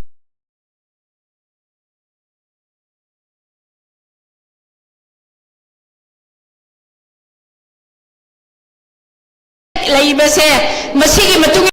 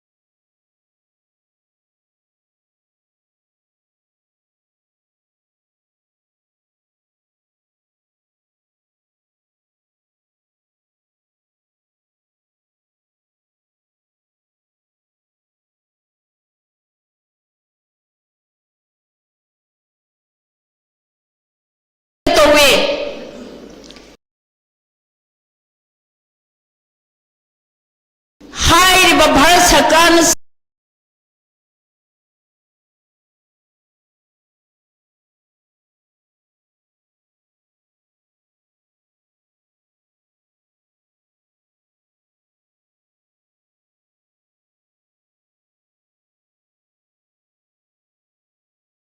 सेमलिबा लो मयाम सिगी मतुंग इना मी अमा हाटपसे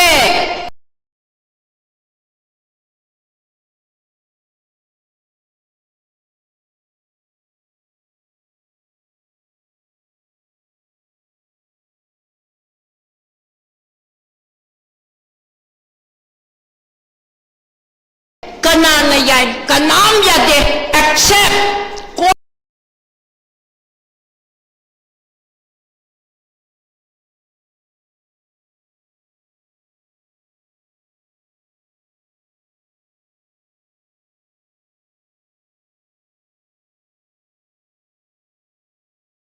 of session na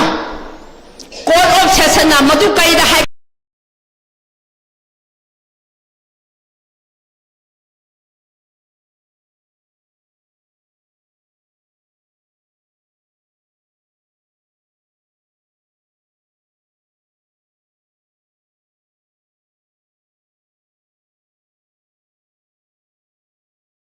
no Indian penal court hai bane Indian Penal Code BNS the yobani ba mi hat ba yaba se mi amu ba siro na dandi bi ba yaba mi hat ba yaba se court of session khatan ate yade ba Indian Penal Code Criminal Procedure Code Indian Evidence Act samdura kham matung da Indian Penal Code the 302 and the 303 the pi ba murder do amana asama murder death sentence pigidamni hai amana kanana halaga convict oigraba life imprisonment amana mi halaga di ma bu hatto kadabani hai base law da yoba poni akona hai banate madugi law do hobje paliba BJP government sina BNS semdol amatamda hobje ki madugi law do kari haina amu hairage na haibada madu section 1031 and the section 1032 and the section 303 adana amamu hakal eba se karino na haibada mi amabu mi manga dagi natraga ayen mi halaga di mabu death sentence bi ni adana handak trongwa bi da thoiba angangani hatpa madu de retire toraga civilians in the pen adana sangsal roga siat pe na kapai base 103 course upanga da madu sarkar sina mamit udadana mana banga karigi da legal process to molo lokhache hai base it is my question to the present government lo na mi hatpa manipur akhoi su ahloi sale ingau ngaure wakhan se nuai tere court na mi hatpa yare halu haidana death sentence pi hababudi Indian legal system se na ngasi phawa death row da le ga hongji phawa hatre ba sei manga taruk che whereas constitution na guarantee pi ga inna singna leijaga da bani haiba matsa sing angang sing tumna na leijaga budi phona halak pa se da manipur sarkar na tumin na leiba kai gi no sine ba hamni se aduna de jiri da hat pasu subject to correction CRPF na retire torok pada mayang kapu badagi kukina amu retire torok angang myam do hat kiba sida so amu pinda dana law ba civilian sing do makhong da kapo lathi sars do natta dana makhong ba direct hat shot to base CRPF ke kem tami manga hena lai banena they are liable to be prosecuted under section 103 clause 2 masi to hodo bani sini aduna law ba manipur da supreme court na law and order fail oi haire law and order ngatre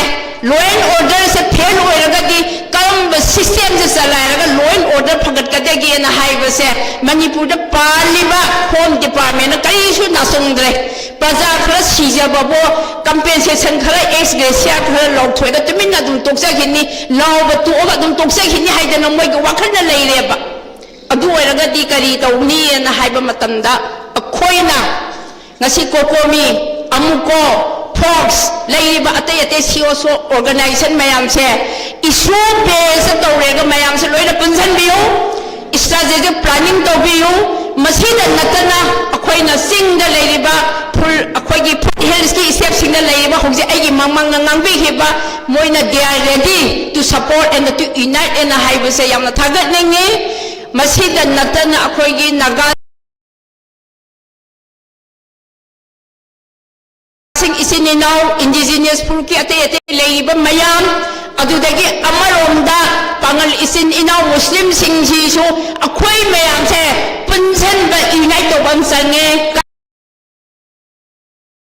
dina maitai khatana mase face to bada wale muslim khatan sung leiroi naga khatana so leiroi aduna akhoi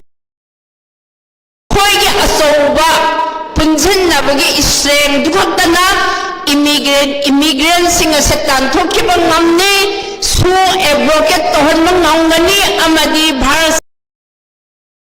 sarkar madu ki gani asi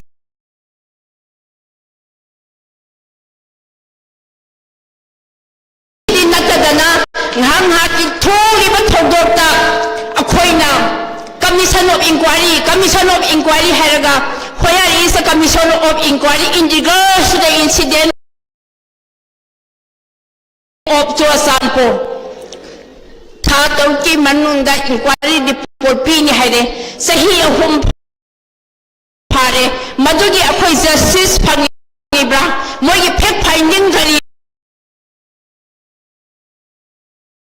No. Mogi pek finding duna. Makwai da negative hesalaga moin hellosan ba. Moin delaying tactics hesanaba. Aduga misam amabona ene seda bukta ba ekharam san do basi to ba oiragana heta thuna tawrega masidai sida marale yida ba mi ma'am subject to correction mi amubu marale ba leitaba na haibase until and unless he is tried by the competent court and declared that he is guilty and hide ko de marale na logi meng lowani aduguma mayam to the tawleire aduna siguma mayam tawribase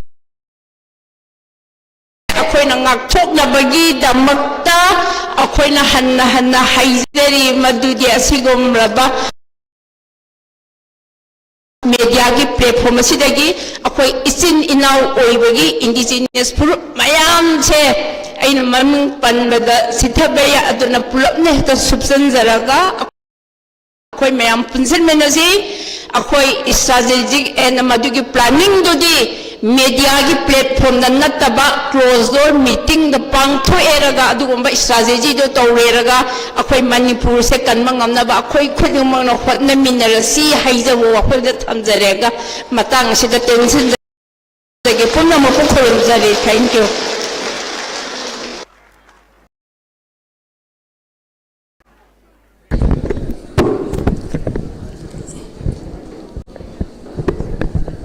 Thagachari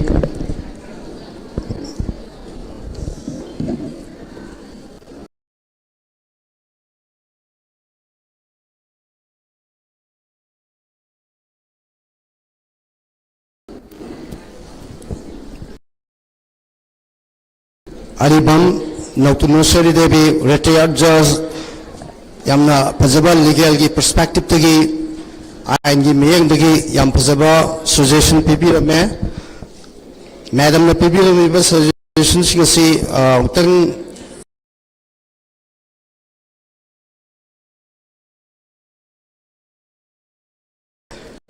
Nising janing bada kwai ahan bada akoi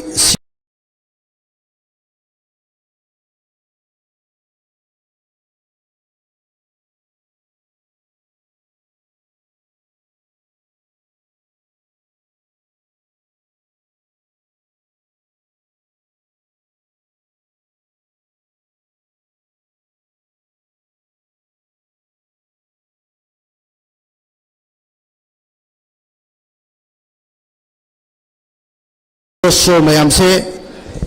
pulu ina sumna haibina tabada yam phajaba koi perspective of the thambira me issue based the pull loina si yam phajaba suggestion laujai issue based the pull laga work तो पुनः तौमिन बाइबसी अतई मयामनसु पृथ्वी की मफम गुनुते याम तौनबा pony अदुना पांडम न खेनब लेरगसु issue दुदे अखोय पुन्नग थबक तव याय सिमा अनि सुबदा अखोय community पुनमक पुननब ताकपिरमसे याम फजै मैतै की अदुगा मणिपुर की tribe मयाम की अदुगा मैतै पांगल की पुनमकना कम्युनिटी पुन पुल्लगा अहुम सुबदा स्ट्रेटेजी में सेंबा इसाई हानसु ताकपिरमे अखोय डॉक्टर आर के निमायना ताकपिरमे समानना स्ट्रेटेजी में सेंबा कम्युनिटी स्ट्रेटेजी में सेंबा ngasi ki thoiba crisis asida yam phajaba poni aduga ahan bada koi legal matters isu koi lokot pasisu takpirami mathang dak ayam question jage akoi manipur gi issue kaya da yam marui ba wapon kaya puthok piduna public influencer oi riba hausi yam kanna legal koi opinion pb riba yam khaidem mani advocate former acting chairperson Manipur Human Rights Commission, please.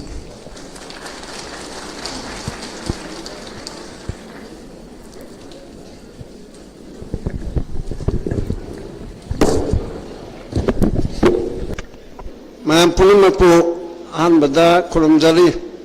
Abugaluna Machigachumba Kokomina Simbiba Jay Ohum Churupegi Awaba Pongdok Paiba Abigi Matanda Kalitogani Haibachigi Matanda Kadan in Abagi Mipamda Mipamapu Ayana Coordinator Kokoni Adugalana Asimba Session Nasigi Moderator Obiriba was a Chetuzit Amsung Manga Lanchin Biriba Lanchin Biribe Punamapu and a Kaikon Cherry. Why did you marry the circle to Saswan Lite? Where is the governance? Directive principle of state policy in my version Kanganaba Constitution da Sarkar Makaram na Paigani Habishi Part 4 the Yawaba. Article Kuntraga Manga Dagina Kuntra Tagina Yankai Bhavasa Directive principle of state policy. Kalihaliba welfare state ama Sam Nangaba Nupi Singhi Nungainaba, Angan Singhi Nungainaba, Sanarui Singhi Nungainaba, Praja Singhi Nungainaba, Sentong Lambi Chapel, I call the Kagat Libab, Adumate, Mayamado, Moin Pyra controlled or Sijin Nanaba, what about Punamak Chokat Torang, Punamaka, Tonga Bigdam, the plan, policy, advisory, Machidi Lodinote, Kota Chalkana Panjan Todre. Hana Halaga Quarter challenge to the Abakop, General Oina. As the purpose has shown not definition, prisoner Leraba. A single Mamiki Makada has one to get up a share, Manipur the later. 1949, 15 October, Kanaramunato in Hamili High 15 October da. Indiana, Manipur, Naharo, Nahaibigi, Matuna, Namdana, Roshili, Habashidi, Patil Maharam. Assamgi Governor 1950 Gidal Ibado, Adudamana Chiti, Ibada, Mr. Governor, Tripura, Akon Ocean, Kibugumna, Manipur, 1949, 15 October, they take over Taure, Akon Ocean, Aduna annexation, Highway Sidana Haru, Lauba to Hobatan, Hijagadabani, Larry Hibaikon, Hibadi Yadi, and a Kalambodo, Chumame, take over Taure, Sarkana Loxin Lee, in the Sarkana Loxin Lee, Hayaba. Other the other man, Namdan Loxin Kalaba, Mother, Gamenda, Aran Bomani, Hydana 1993, October Kulipan, Kumapanda, Matamdiga Kanai, Mamma Taugiba. Adudana Ikona Karanaha when I Uzaba, it's Santabunari, Nogam Joy Kumalari. I think it's constitutional give Oiba, I am give Oiba, Belly, the out Dre, I don't know what a blow whatever. Mother MP Chanpan, Lankai the Tagre, Matamdi Langi Buna, Adugarina, Tabaya, Mapam the Tagre, Canal Muntan Madu challenge to Rukte. Madu Luna, Lugabani, I am the Hirukte Abako. Adumana Namdana Shiba, Aduna,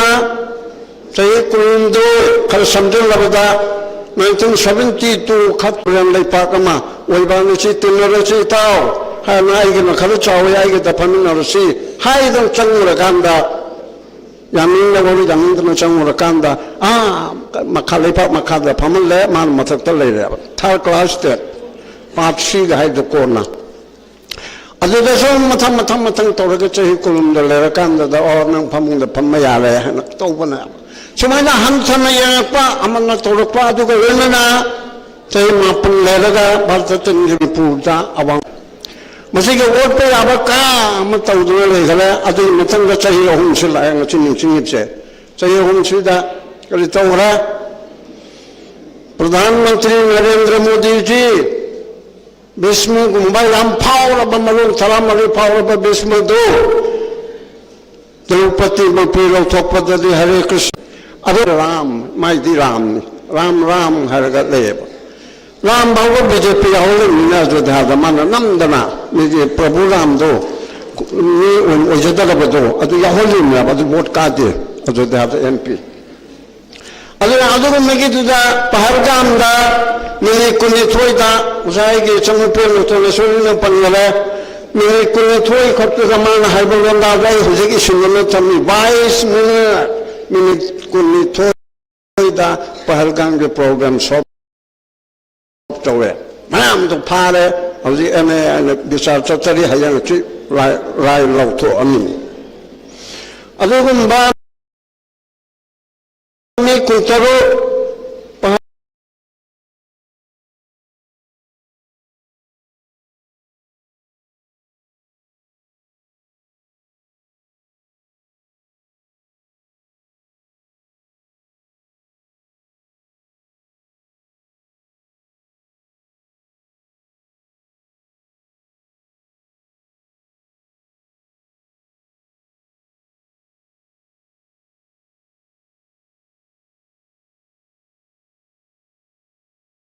Gangi terrorist खरबु फैने terrorist हाइबसे अफबबदि नते को अदुबु मणिपुर की यंगरु गदा पहलगाम की terrorist दि नुपी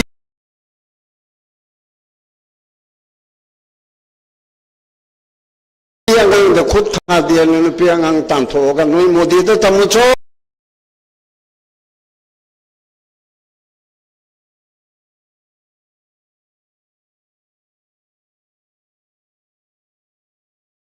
कोई पियांग न खुद था दे है न था दो रे मतलब ये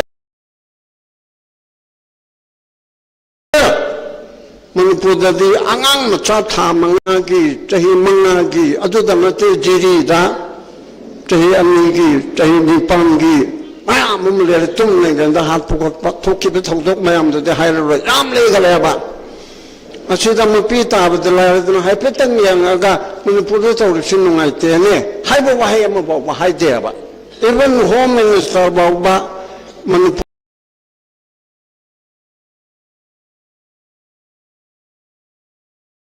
होम मिनिस्टर गोविंदास ने अमो अनेरो उनहरे अदो ओनय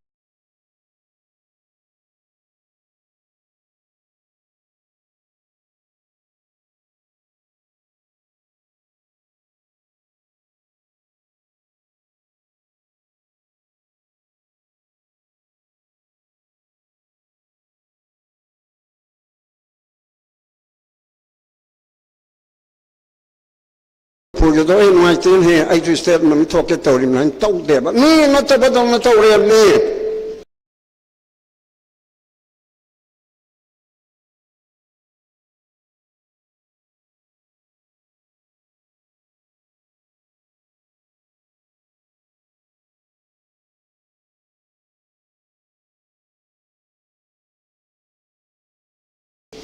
अच्छा मां कोई तो याम हंसर था कमते येंद्र ले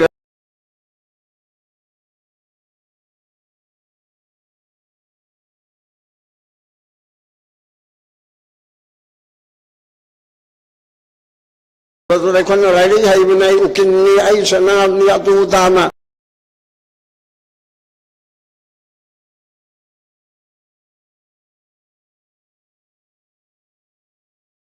अदुगी क्वेश्चन दो चंगदरे बको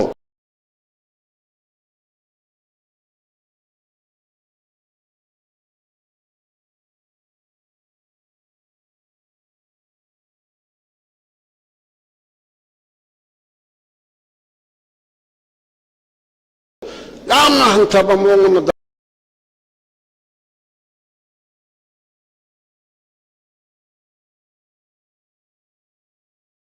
तौरे अखोई सासोन सिसु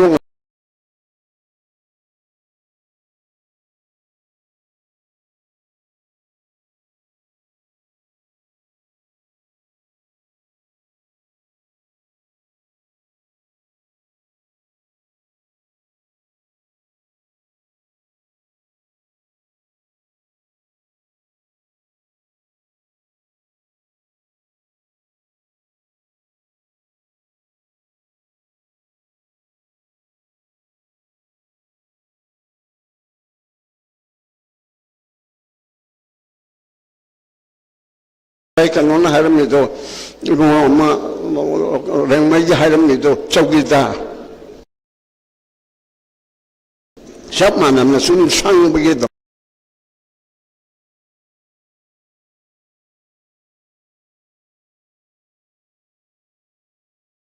कौम तौबद गमजद्रब कौम तौब कौम तौनब होनबद दिल्ली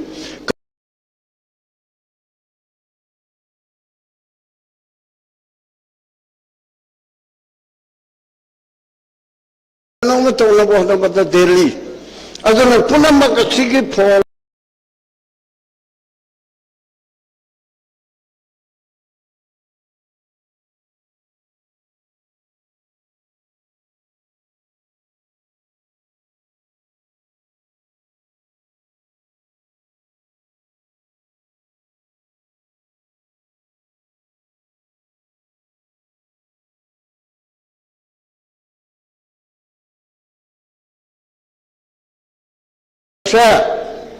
अखोई गवर्नमेंट असी लेतबा अखोई राजनीति लेतबा राजनीति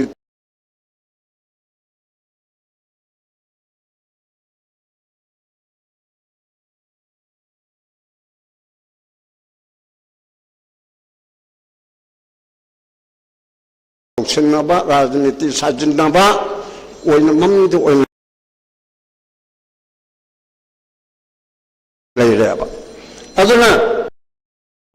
लूरीदी अखोना थबक तौगदब पुनमगसीदा हयेंदी अखोनदी मचुम चाब हाय सावबसु यावी भोटदी पुलाप अमन चंगेबा मनुवेने इमा मेरा पाई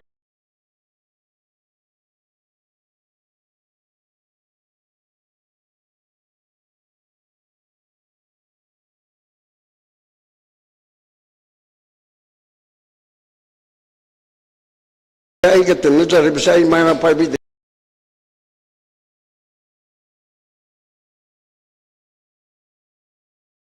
Hojarapani, Column Degi, Hojik,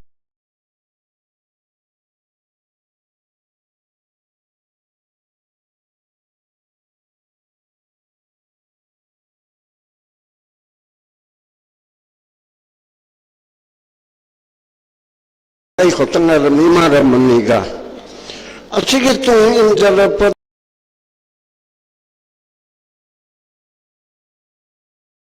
Parabala, my mamma.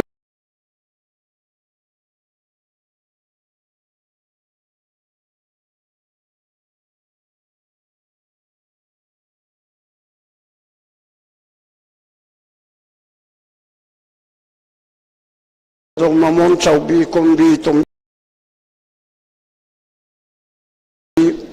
Indumani.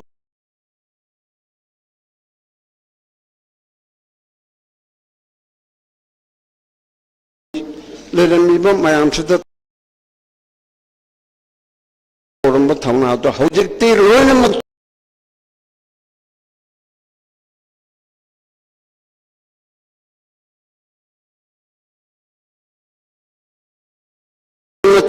Hojik Mena Pibis.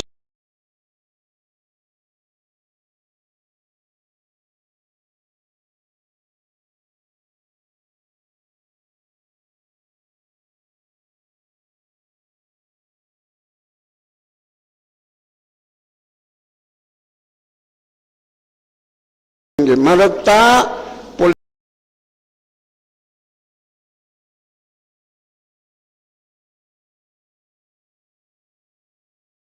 politician puba politician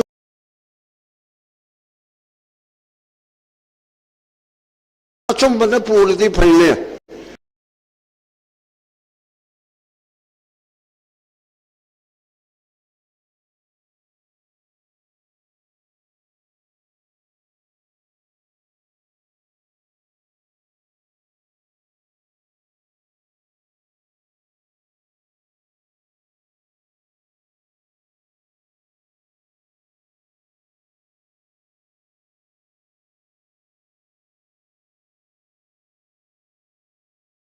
की दमता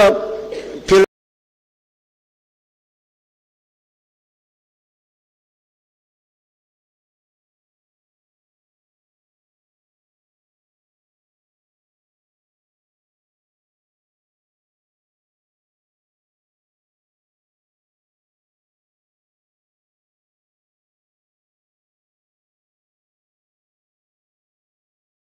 हाईकट पद संबा अमत तौबसिदे मयाम अम लेरेबा अदुना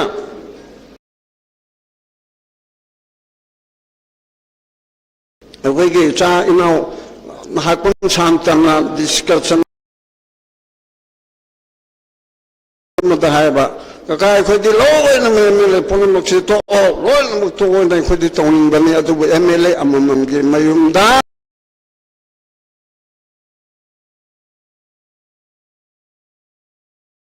लिसिंग अममम लुमदना लेरमे है लोयरेदना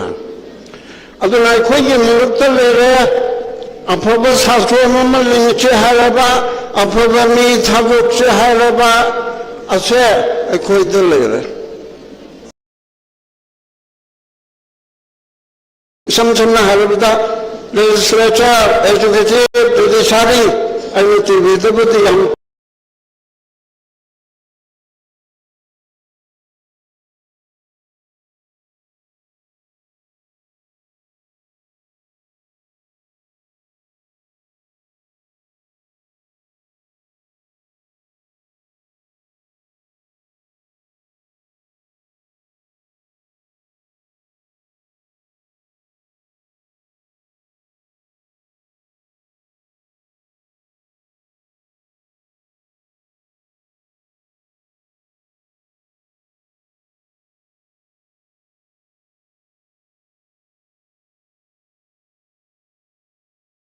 है इमाइडेंस खंगनबा एजुकेटिव है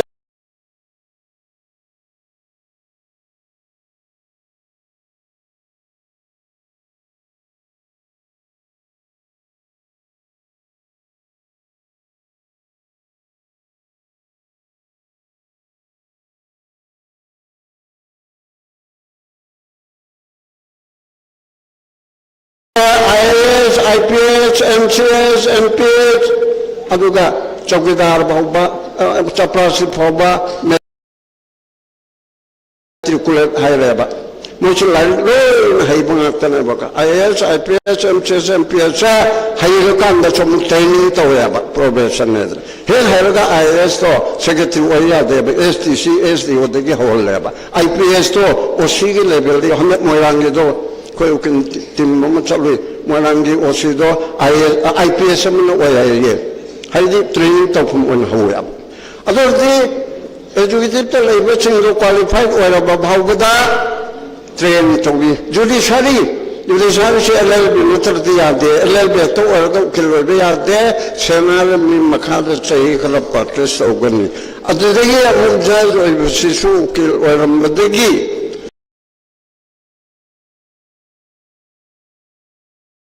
जज हबकदा अमुक ट्रेनिंग तौगे सेना जज अमि मखादा ग्रेड 3 खलबदे ग्रेड 1 दा था तरुक ट्रेन तौगी अदुगा सेना जज भावबा अमुका भोपाल दा ट्रेनिंग तौगे अदुना आइना थमनिगे बदे एजुकेटिव अमचुन जुडिशरी हाइबा अहुंगी मंगदा अनिसे अचिद मतिक चाबा ngakta थमदा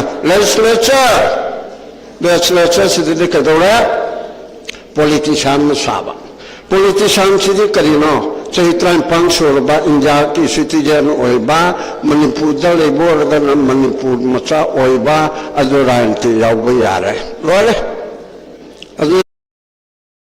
दे वोट लेप के हेरदी कुइने यावराबने हायदना चाहे कुनमंगा सोरबा इंडियन सिटीजन ओइबा अदो दे माचे वोट लेप यारे अदो दे अदर क्वालिफिकेशन नंतर लेसरबनिना अदुगुंबा यावरुम संचेंबा अदुदगी चा योनबा प्राइम मिनिस्टर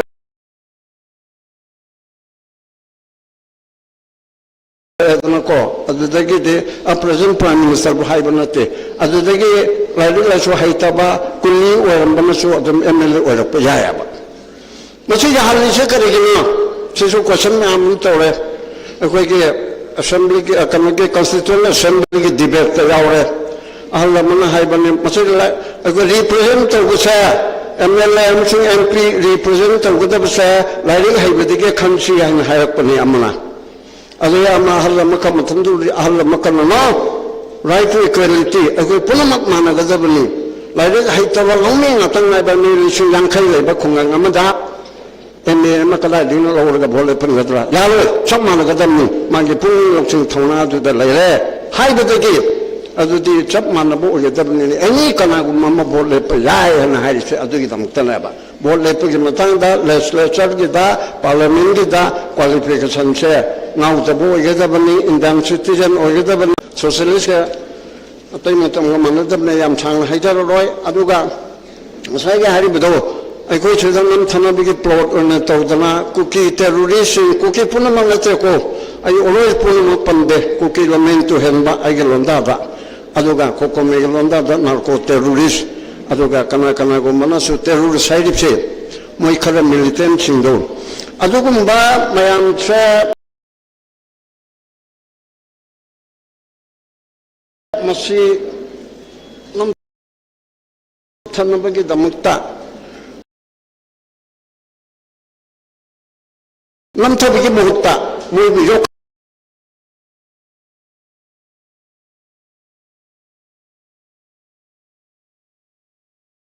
ना बाहाय तारे मोयबु योखत ना बा अखोई मनि पुरगे लालो बनहारुल सिंहबु 29 भोग मंग थिंगनी हाइबना माओइस्ट की थिंगले खोले आदना को अद खेलना बमलेबा मणिपुर के लाल होरी बसा मोइबु कलमते आई लालो को छगत पलते को अद मणिपुर के लाल बसिदी टेररिस्ट नते दे आर नॉट टेररिस्ट मोइदी इंसर्जेंसी अदुगा खरना बेलिजरे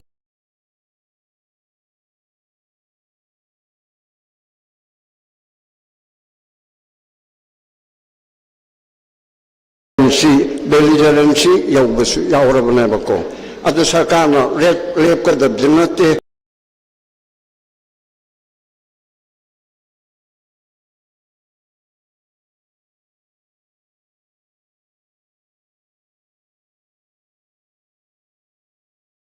इंसर्जेंसी हाइबसिदी मागी मणिपुर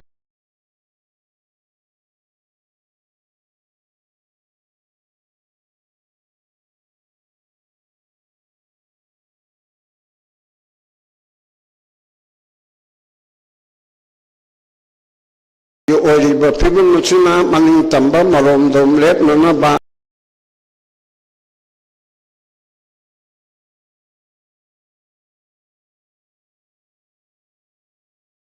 मागे हाने की फिबन दो हंजिनजगे हाइदना खुलाई पारगा चंगबा आम पॉलिटिक्स तौबदो अदुनियाबा इंसर्जेंसी हारिसे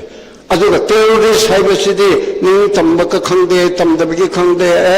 अखोई दरक थारो अदुना को टेररिस्ट हाइसे दरक की पोपी न चिंबा मयाम से थारगा मदुदिगे फंगप पैसा कोटी लिसिंग हुमफुदुना नौमै लैबा अदुगा मोय मचेन तौरेगा गवर्नमेंट की मथक लाल होबा दी नि तंबगे नते एक नईबा ओटपा मोयना अपम पांदम सि फंगनब तौबा अदु टेररिस्ट नेबा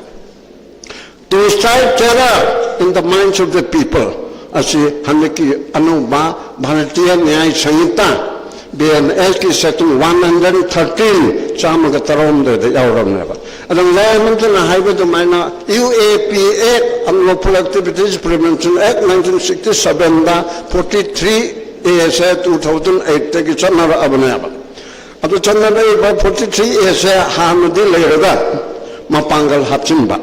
हान लेरमिबा अदुदा मतलब STPO गुम्मना मिपाम फुनगमबा इंस्पेक्टर गुम्मना ngमबदो हुजिकति हेड कांस्टेबल की थाकना फाब यारे हाइबनेबा हेड कांस्टेबल लमन चुंगरबदि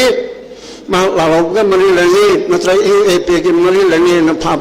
यारेबा समना हलबदा सिंगमी की मेबर माया ममना अकनबा प्रोटेक्शन न तौबदा मोइरांगदगी मेरा पाइबी ग्रुप अमन मतंग पांगबदा नोइ सिंगमी की मीनते अदन नोइ UAP एक्ट फारे हाइब यारेबा अदुदा designated authority हाइबसे अखोई हेड कांस्टेबल भावना मी फाब याहनबगी पोट असे अन ऑर्डर थोरकपदुदा अनोबसु हाचिलकपनेबको एम्पावर तोरकपा हानिगे दो मतोक संग पोट अमनेबा अदुना हुजिके अखोइगे चे कलमै तोरगा यागदगे हाइबगे मुथांगुदा हुजिके नाय कोकुमेना हंगिबो हंग तोरकता इदि लायना खल्लिना गवर्नमेंट ऑफ इंडिया दा तकना हाइबनि अहनबगी दो proxy war tawdana indisi ki mayukta manipur sarkar na takchillaroi dara see what is harm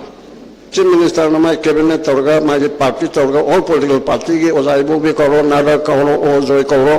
ekhun nam chalaga government of india da hamin haru see prime minister da see yadabra ya aduge laigidra ga ani aduge dawba aduge tangkhul ki susi ba adu matang da ekhun military crackdown tawba see yadabra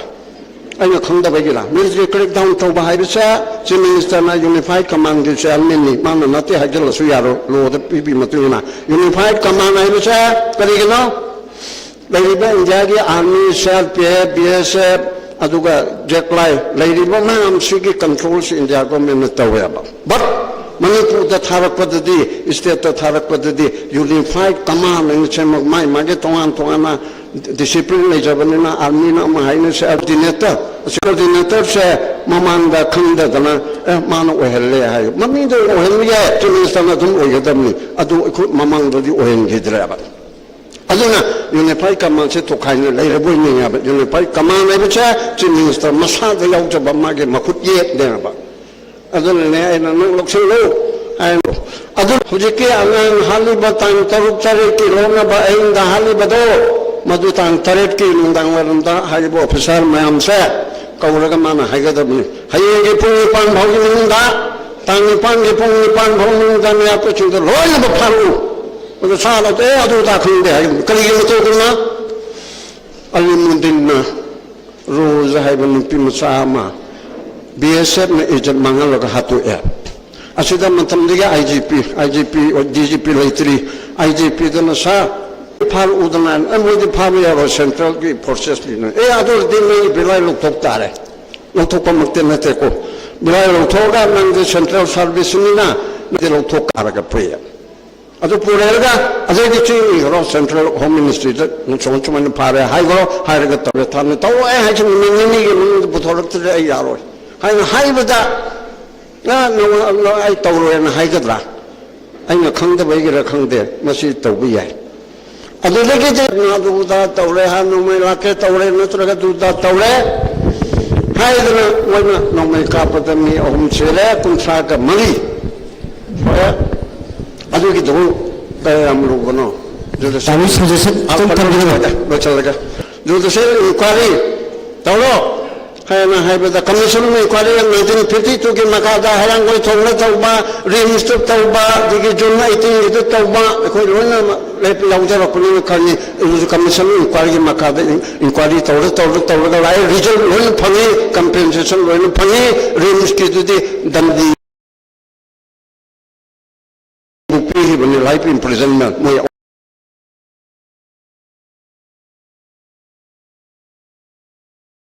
कोना मो appeal तौदना थादु हाइब्रा अदुन अमनी अदुना inquiry छिदा याम कानबद होय अमखल नोटिनेशन हाइबद चुमनी अखोगी चुरचान बथोरक थौदोक्सिगी inquiry लंबा commission दो इते लंबा नतबम ओइखरे लंबा दबा मना पंजाब की जस्टिस मना अदुगिदो था तरुक तरुक तरुक तरुक तरुक अने चयो में हेरे सुबो करिम तौदे मसिमदि फत्तरे को अदु नतबा इक्वाली पुलमंगचुदी हौजिकि मतमदि हाने खेने बमना हौजिकि राइट एक्टिविस्ट माम लेरिमना कोकोमे मुको चिएसो माम सिलेरबनिना अदु काय तखरे इक्वाली तौगिदो हाइना हंबगी मतम ओलेबा अदु हाई कोर्ट के थोंगे थिनमदे इक्वाली के रिजल्ट पिथोरो inquiry के recommendation पिरो हाइना हाइबे याबा मतम ओलेबा अदु रोल बेदाइना सजेशन तुगदनी दि मतम दि फंगद्रे हौजिकि अंगांग हातपा तांखुल हातपा सिंगसे मणिपुर के मपुम पुनमक्ता एक्ट ऑफ टेररिज्म तौरिबसे थिंगना बिगे तमुक्ता मोनदि टेररिज्म हेना लौद्रे कमेंट इंदानदि मसिगे तमुक्ता मिलिटरी क्रैकडाउन तौबा अदुगा मलम चादन सीआरपीएफ ना फायरिंग तौगिबा सिगे तमुक्तदि जुडिशियल इंक्वायरी तौबा जुडिशियल इंक्वायरी से पब्लिक तेगी प्रेशर खलो लाई करि हन लाई करिगुम्बा अदुदा अखोगी मरुक्ति मी यावरमो कमीशन में इंक्वायरी दि तंदी पीगदम नते to find out the truth करिगी तमतन नंग में कापी नो मोने लम हेलक पदिगे कापे अदु कापुदु दि कापतु दि यादबरा हाइदु थी नंदमने अबा ब्रेन फायर तब याद्रा त्यार गैस काप याद्रा लाठी चार्ज तब याद्रा नों कुना तब याद्रा कापते याद्रा सु मखा द काप कोदाइन मंगा सुबद को सुप्रीम कोर्ट ने पीरेबा मंगा सुबद काप कोदन याम हान कापचिल दि करिगनो ए प्रजाना लांगल लावल तो नंग कापी दो लाले हाइबगी रिपोर्ट अमा लौसे हाइबने अबा अजाइदा द ट्रूथ दाइना थमिनिंग से हजिल लेरिबा सासोन हजिल लेरिबा पॉलिटिक्स मता आसुनि द को हिंबा यालरोय अदु गमन फुरबदि काइदे कालो को अमतन हाइहोद्रे आर्टिकल 363 लाइला सो हाइबिबा सिंगना article 363 of the constitution of India असिना मणिपुर ग त्रिपुरा गी मर्जर एग्रीमेंट तौगिबा अदुगा ट्रीटी तौगिबा सिदे आर्टिकल 3 ना सेमदोक ngамदे सिमंत लाइहो खामन सेको अगोय अमंग द लॉयर्स मनत सु कुपना खंगनद्री थिजिन बमदि चंगनरेबको डायरेक्ट हाइदरसु मर्जर एग्रीमेंट मरी लेनब पॉइंट अमदा इंडिया के कॉन्स्टिट्यूशन की प्रोविजन अमतना सोप यादे हाइन ममैदे यावरिमनाब अद फॉर्मर चीफ सेक्रेटरी आगे नाउ नबगे सोना अमदे अदमकु थुगाइनबा सुम कुकी सिंदा हुई यांगाव दौना थाजिलगा सुता लेतनबा यादरमिना कॉन्स्टिट्यूशन से सेमदोगा थोगारसिराइना हायरकदरिम सेक्शन द दिया दियाबा अदु कायगे दे खनबिरोनो सुकाय कायरोय प्राइम मिनिस्टर सो हाय हरिदो अदुना अखोय नंग पुनसन बदा काले आइना यावजबा तारागे सेसुनसु कोकोमि होय अमको होय फोकस को नोय पुल्लु इशू द पुल्लु मसिसु माम हायदना organisation Amu पुल्लु हायबा नतबा issue the हजि पुल्लु the दि थेंगरिमने अमुको मागे तोंगान चते फोक्स मागे तोंगान तो इशू देम त नत्रा इशू देम त नि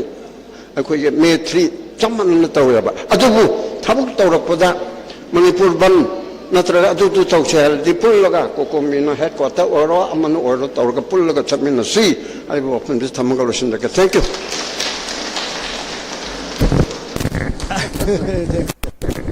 याम नुवाइजरे यamba मनी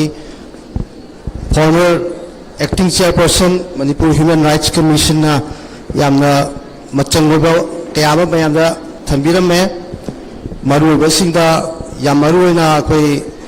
हौखिबा मतमदा हातखिबा मिसिगदुगी मतिक चाबा चप चाबा मरम खंगनाबा जुडिशियल इंक्वायरी सी तवनगदबनी हाबसी याम चुमी अदुगा रिट्रेट तोबिरमे अदुना आर्टिकल 363 की मखादा अखोई मणिपुर से आर्टिकल 3 की इंडियन पार्लियामेंट ना स्टेट अमा खाइदोपा स्टेट अमा पुनहनबा स्टेट की ममी होंदोपन सिंग पीरिबा पावर सिंग से असलिगी इम्यून ओय ना हाइबसिसु यामना कानाबा इंफॉर्मेशन ने लौजै अदुगा अरोबदा इशू बेसदा ऑर्गेनाइजेशन सिंग पुल्लु हाइबसिसु यामना फजबा एपेल ने ना लौजै मथंगदा कौशनजगे हदक्ति आईडीपी सिंगी रिप्रेजेंटेटिव की मरक तगी याम कौशनजगे खोलोन धमेन को कन्वेनर आईडीपी कमिटी इको लेंकत पिरो खोलोन धमेन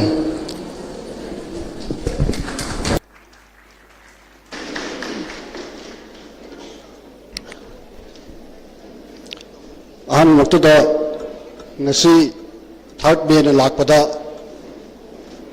सही अहुम सुसलाबा अहम 2023 की थर्ड मे निमिसमक्तदा थोखिबा थौदोक्ता लेखिद्रबा लेबाक सिगी नमन यामना लेरबा अथौबसिंग मफमदा अैकी थमोगी असेंबा नुंगाइतबदु याना फोंदोकसगे तिंपुनि पुसु कमिटी एपेक्स कमिटी की माइकेटगी इकाई खुंबुंग तारामुक्सरी थरमसिगु सब्दिबा कोऑर्डिनेटिंग कमिटी ऑफ मणिपुर को कमिउसु की माइकेटगी तंजा सिपिंग की दमक थकब फोंदोकसरी नसिगी कन्वेंशन सिदा पिबिरिबा कमिशन से करीदगी थोलखिबनु and what would be the solution है बुमाले आइडिया वखंदगी मैम ममांगदा लीगल एक्सपर्ट्स नसी अखोना आईडीपी हाइबा इसागी इरमदमदा लांजेना हल्लगा लहलिबसी कनानो रहमनो हाइबा तारगदी आइगी वखंदगी अखोय प्रजा सिंहसिना अखोगी पुसी लंथुन अपि हल्ला खल्लगा थगतखिबा न्यूज़ करप्टेड ऑफिसर मैम सिंहसिना मान responsibilities to the Matosing of the Swerk Patagon City.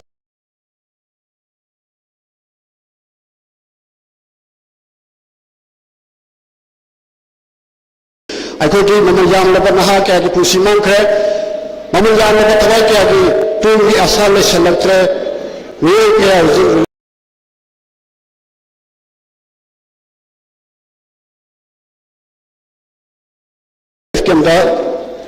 तंजु फम लौदुना इसागी इरमदम मिसदुला लिबसा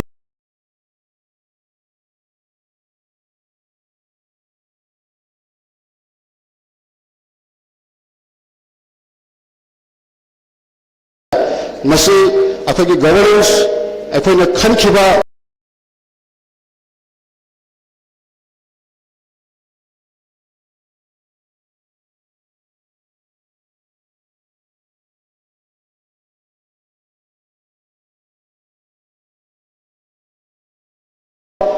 लाइले सुहितबा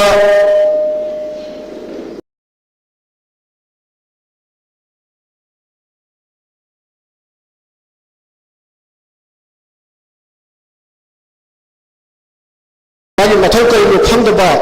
न्यूज़ अदुना तौबदगी सोबनि हाबसे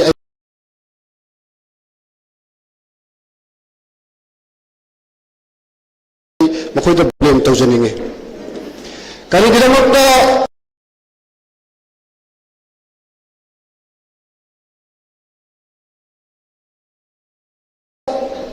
आइए ब्लेम से हजर की प्रेजेंट गवर्नमेंट तो ब्लेम तजर दिशांग सिग्ना सरकार है बिस्ती कंटिन्यूटी प्रोसेस ने है जे ममांगे सरकार दगी हजर फोबदा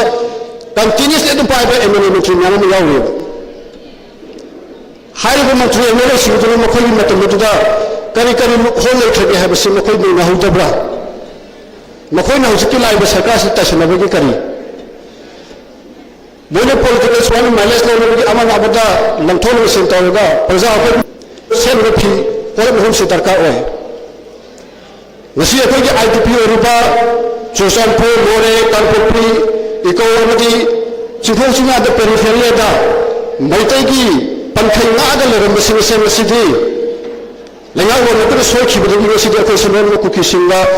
मई थारगा तांथोलगा मसिदी इम्फाल वैली स्टेदा सैदांगा लेरे नोमद लुपचामा की लुपचामा सिंगा आइगी सेनब इनब फी लेगदब चानब चिंजाक लेगदब इसा इसु लाइक तमहुगदब असुक याम वहनबसे कनाना वहनबगे हाब कानदी आइगी साइटगदि आइगी लैयाक मसिगी लैयाक पाइबिरिबा राजनीति वाला सिंगसा मखोय सिंगनि हाबस आई थमजनिंगे मागी लैयाक मुपुरिबा इंडिया की मथक्ता करीगिदमक्ता आइगी प्रजा सुख वान वार मतमसिद मखोगी प्रजा की सेंटिमेंट सिखांग करीगिदमक्ता वहायमता हाइबन मखोगी नुपा थोकस्ते लेबन दबसे फाइटगे मतिक सादबा मखोगी मयाम सा सही मिसांग सेटना लैयाक में ओहलंबदगी मसी अखोगी थाकसे सी यरपनि अखोई डिस्ट्रिक्ट में आइना पूर्व डिस्ट्रिक्ट अदुदा वी क्या इन्फ्लक्स तोखरे हबसि बखोई करी यंगल हेतबा पुलिसिंग करी तौरगले होबा एसपी सॉरी डीसीसी में करी तौरगले होबा पुलिमा से करप्टेड ऑफिसर सिंह राजनीति वाला अखोई प्रजा से वहानबनी है फैमिली थाजे वखल अदुना अवाब तारीब ममल याब थवाई क्या मांगीब ममल लेगदब नहासिंगी तुंगी आशा होलत्रीबसिदी पुनमकी दायित्वसिदी वखलोंददी अखोई लेंगालोनसे याम कन्ना टारगेट तौनी है वफम थमजगे अखोई याम छोटना हैथोई सिंसोई नते खुलुंदगी लापनी मैतैगी पंखैगाग लेरमनी इरांग मरम मोरेग मैतै चले मैतै लेहद्रे सुल्तानपुर मैतै लेरद्रे कांपोपुर लेहद्रे चिंथों सिंगाद इको सदुम तलाइथाबी है जगह मैतै की पंखैगाग लोन थाटोग लाबनीना वेलिस लेरे अखोई हाँ मैतै की जगह फोब लेको है ताबद टिप्पी पुंग मांगसलाबनीना अखोई सुमामद तिले मफम की खुदचाब लेगा मियाम तई हजनबसे IDP ओरिबा अखोई सरकार मियेंग थम्बिखरसु प्रजा मसें अखोइना अखोइसिबु अखोई खुलुंग इरमदमदुदा हंजिनदब मतंदा अखोई मफमदुदा कनाना संजलगा मैतै कनाना संजलगा मैतै की बाउंड्री नाउकिगदगे हाबु वफमसि मसिगी वहंसि मखक अइ मसिगी तिंबिरिबा इंडिजिनस ओबा येलो ग्रुपसिंगा अइ मसिगी वहंसि मतिक थमजगे थौना लेगो हैब हैतब सोनब लाइब खुनब लैमी तुमी कम खंदे लैरमीब मोरेद मैतैदना मैतै की पंखैगामी चुचानपुर लेरमीबसिंग चुचानपुर की मैतै की पंखैगामी कांपोपुर इकौद तोान तोान पेरिफेरीद लेरब कुकीग खुंजांग लेरमीसिंग हजित लोन फक्तन पूरग लाबनीना मफम कोमीना अखोई थांजलीब अखोई पामीब target यौब सुनद्रे थम्बीरगा Let's save Manipur first. I think Manipur Imalabak say Masi Hana save Taru Matunda to be have a weapon Simikab. I told the Ani Suba Layan Soba the Havani. Layan on the Kuna Hajabi Abhara, Brazagi, Awaba M Havada, Manana Sup Mahoni Matamsulu Silakadara, Lakadar Basila. I told you power. Mission Praza Karim Yami Havada Madu Sakti say, I'm not to say have a weapon Simka Itamzage. Master the Mele, Imal Singh. अखोई निसादा खरा सोपसब है तारे you खरा पिथागा चाय सिंह खरा पिजरगा मसागी future खन्म विंदबा सुगुब मयाम Singh अखोई सुगुब फत्तबा मियाम दमक खंदबा मसागी लना profit की दमक खंदा खुर साब सिंह से मखोई है पिबसे मसागी हंत की तांकक से तोछि लास्टली हौजे अखोई किसी की जनरेशन सिटी नहा सिंह से इट्स ऑलमोस्ट एजुकेटेड अखोई की जनरेशन सिटी नहा सिंह से लाइक आइसुगी मंगान उरबनी फंडामेंटल राइट्स के लोन खंगब नातनी अखोना तगद रेस्पॉन्सिबिलिटी के लोन खंगबनी अखोना खंगिबा तमनिबा लारेसिंगदा फजना मफम चाना चाना सिनरगा नहा सिंह कई तबो बके हबदो अखोई हदकी लाकदरबा जनरल इलेक्शंस देदा सिगुंबा लेबा किदमक खंदबा मसा मसा की मरम गे फनबी खनबा एमएलए से खलक्तबदा अखोना नहा सिंह से असोब मोबिलाइजेशन की खुंथांग अमल खलगा लाकदरबा इलेक्शंस देदी अफबा मरेबा की दमक तसेंग खनबा मफरुब की दमक तसेंग खनबा अदुगम इलेक्शन खनबदा नसिगी जनरेशन हजु की जनरेशन सिगी नहा सिंह से असुब थोदान अमन लगुन से हाबो फमसि थमजगे लोसन लपदा unity is strength united we stand and divided we fall हाबा कोट बच्चा से मुक्तन म्यांग फम थमजरगे नसिगी आइगी वाफम सि पुनु के को कन्वेनर आईडीपी कमिटी इको याम थागजरी याम फजबा सजेशन के थंबीरमे अदुगा मरुएना आईडीपी की अवाब से अमुक्तंग मतेंग पांगबी होइना अहोबदा मयांग पांगबी बदुमाइना सही अहुंगी मतुसदासु खरा तपथरक कोई उबसी अमुक्तंग मयामना खनबीगा हाना सही हौरपदा लान कायबा होबदा मयाम चंद्र पांगखिबा अदुमाइना हौजसु मियंग चबियो मतेंग पांगबियो हाइबा अपील सिनी याम फसै मथंदा आई कौशनजगे मितै पांगल कम्युनिटी मरक्तगी इस्लाम मककमयुम adviser united Meitei Pangal community की मरुप सेंटन लंखत पिरो इस्लाम मककमयुम adviser united Meitei Pangal community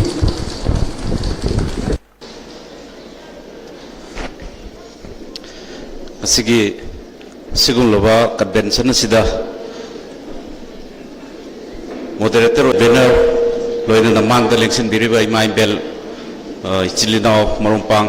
puno poi kai kono buchari tasena ngasai yamna hai singlaba khoi gi ahan sing hi sing sadra pangan namu rubanina pangan gi wafam amani tangda thamjarange tasena akhoi kana kana gumbana akhoi je hek address to batam haibi bada muslim kai ne hek haibi sujawi mase muslim se ngasi dagidi tokpi ro side in haijadingis akhoi je maitai pangan haiba simak haibi ning ro haidana ai haijage ahan bada maram de kari gina da akhoi jam kire manipur da mapan gi nungsit to akhoi gi manipur da su hum base jor kadra haibagi मादे मुस्लिम हायरगदे अखोगी मपानगी हिंदू की मुस्लिम की RSS की अदू की अदा की सोबिनी लेबनिना मसिना अखोई Manipur the जौसिलकदरा हायदना अखोई मुस्लिम जी लौथोसी हायदना अखोई organisation खरदी तसेंगना अखोई मुस्लिम जी लौथोब बतुंगदा मैतै पांगन वेलफेयर ऑर्गेनाइजेशन मैतै पांगन अदू हायदना अखोई ऑर्गेनाइजेशन की ममिंग से बहुदा अखोई सुबाइनो वंथोचरबदे ऑर्गेनाइजेशन की ममिंग वंथोकत नते अखोई मसिगे हौरपदगी होना अखोई ने हेक ऑर्गेनाइजेशन की चेन बा हौरपदगी होना अखोई 1980 के 7 अदवाइदगे अखोई हौजई तसेंग हार कंदा अखोई माउंटेनियरिंग की अखोई यौरगा अदगी अखोई चलप अदुना आइना हाइजनिंग दी अखोई ने हौरपदगी होना मैतै पांगन से हाना अखोई सागै हापगी हैनबि से लेरमदे अदुबो अखोई हौजिकती अखोई पांगन की एनी छात्र छात्री सिंग अदगी हौरकलिब नहारोल अयामबना अखोई सागै से हापगा अखोई चनबि से सोमदा अखोई हौरकलबनेबा मतम सिदसु कनागुंबा खरना अखोइसे मुस्लिम नि हारगा हे हे हाइबिबसे अखोइसे मैतै gi ओइगे हाइबसि ओइहन निंग्रबरा कायना अखोइगे पागन gi मरता हे हाइबसु जावि अदु सिगा महि लेना इन हाइजनिंगसि अखोइ गसि दगिदि मुस्लिम से तोकपिरगा मैतै पागन हाइबसि दुम हाइमिनरसि हाइबसि ai सुमैना थमजगे अदुगा लोइना अखोइगे हौजुजि लेरिबा अखोइगे पोचे अखोइगे आइडेंटिटी से अखोइ इसाना इसे नैनबा यादे नदबा यादे मरमदी मविना कमाइना respond Tawi अदुग ममांग थोक्रिबा Manipur थोक्रिबा classes Singh C separate administration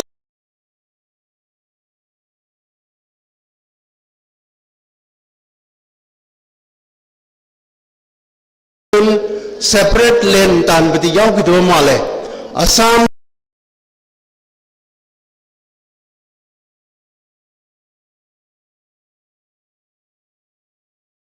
illegal immigrants mayam ama sangjamduna NRC togibsi makhoi ge manipur ga khena bakatang lem do male makhoi dadi bangladesh dex de chansan laki mayam si mitop mayam sa singji makhoi ge ba separate land homeland tan ge haiba demand yaw do male aduna manipuri context ge utaragadi illegal immigrants mayam ama होगी porous border ओइरिबा 398 kilometers सांगबा borders दा संगसंग दुना illegal immigrants में आमा संगसन लगा खुंदा लाइता Prabha village मसिंग ब्याम हेरबा नसिदी illegal immigrants सिंग का माइनो तो करे हाइबसि होय खंबरम दे ग्रांग सेंटर दा कोई सेदा suspension of operation दा मोइगे मियोय दा करोगा सेंटर नो वरी साबा स्टेट की जो मिहुत जावबा अदुरै दा मकोइ न करी खनरी मकोइ न कनबदा illegal immigrants in matang da dege su palamrai ahogi manipur ki integrity nga poi matang da su khanar da mande camps kra misam prajata ba manak to leiba su gi militants ni camps kra hongdo hongjin tawe haibadi media da kai da kra dum teve sai ai tare aduna ikoina yengba ya basi akoina research ama to matam da sahi mari manga separate administration amasi sum hanjan tholok bai dra wakanda 2023 dagi tholo khiba lansi house phobada ikoina observe toroga masir lakpa trend se karino masir lakpa pattern se koina kai ubang yatamda manipur dagi tonana selaga separate administration nama semge adigi separate administration is the union territory oiba aduga legislature ma leiba tonganba lamdam ma sembagi saktam ma pattern nama lakpa masi lakpa seida suguda leriba militants sina suguda leriba makoina government ga extend tawna sigi mataya gadi misi mina de lepte haidi mara lejadra ba ngang macha tha manga sahi manga suba si matam da lagang na kamaina respond toge अदगी लंबी जब्बा इम्फाल लगी Ukhrul चखिबदा ambush तौरगा सिगिबा मियोइदना मदु सिमतमदा लेगा की respond कमाइन तवी अदुना सुम नैनजर मतमदा ओवर द इयर्स सही मरी खरा नेग्लेक्ट साबरन तौबा होगी इग्नोरेंट इग्नोर तौबदम तौबसे मसी एखोगी प्रजा मयाम ने मसी नैनबम थोपरा हैना आई मयाम थमजगे अदुना एखोगी लेबा हुजिक लुसलाइबा तानफम सिदेसदा लेंगा की ओइबा अतुबा मियेंग अमा चंगनिंबा अमदुग अमसुंग एखोगी इनेबिलिटी ओइद्रो लेबा करिगुंबा मिसी मिना अमा थोपा वायलेंस अमा थोपदा स्टेट लेंगा ओइगेरा सेंटर की लेंगा ओइगेरा मकोइना तोपा इंटरवेंशन द इटेन पेंडे प्रजा मयाम ने पेंडे मसी करी मरंगिनो हाइ मतमदा इनसुम खंजबदा आइगे जा हाइपोथेटिकल आर्गुमेंट दिनते मसाइगी तोवानबा जाति अमना मकोई ओइबा यूनियन टेरिटोरी में सेमगे लेजिस्लेचर लेबा यूनियन टेरिटोरी में सेमगे हाबस देदा यामना नाकोइना ना सोगल लगा लेब्रा ngasi अखोगी CSO लीडर सिंगा NRC चनहन गदबनी सेंसस तो ड्रिगिंग वांगदा NRC चनहन गदबनी हाइबसी थिंगदो ब्रदी नंबदो तोवी बट बॉर्डर फेंसिंग तो बियो वेना मियाम लाव मतंती बॉर्डर फेंसिंग तो बंगमदे तोवान बा एरिया तारीबा मणिपुर की लौकईदा लेरिबा बॉर्डर फेंसिंग तो बियोना अखोगी CSO मियामना लावगा लापदो मदुदी डिले तो बदी ngami aduga ngasi करी की डिले तो ngamiनो ngसाइगी लेरिबा अखोगी सदैदा तो उथोरइबा पैटर्न से अखोई खंगदबे दे लेनदबे दे तोंसनबा कांगलुप तो तोंसनबा यावब्रा यावदबरा अदु पॉलिसी मेकर तोंसनलिबा हाइबसु अखोई खरदबे दे ngasiदी अखोइना NRC हाना चनालु सेंसस अदुगा तो हाइबसु अखोई मसी अखोई पोस्टपोन तो बंगमदो तो एबा लेंगागदा बट बॉर्डर फेंसिंग तो हुई रोएदी लेंगागदा तो जबन लमगा बॉर्डर पास इशू तो होगा इदी निमित्रांगनी तरोगा सोम नकंदा CSO म्याम लावरी बदु रिजेक्ट तो बंगमी अदुगा सोम नकंदी अखोइना करी हाय करे तोरुबा मियाम की ओइबा खोमजंगदा अखोइदा पेनिंग हाय ओइदबा मलेबसे मसीसु अखोइना होखिबा सही खरस देदा उबा अखोइना मसी पैटर्न हाय तारे मसी अखोइना खनमिनरगा मसदेदा अखोगी लेंगा की ओइबा यामना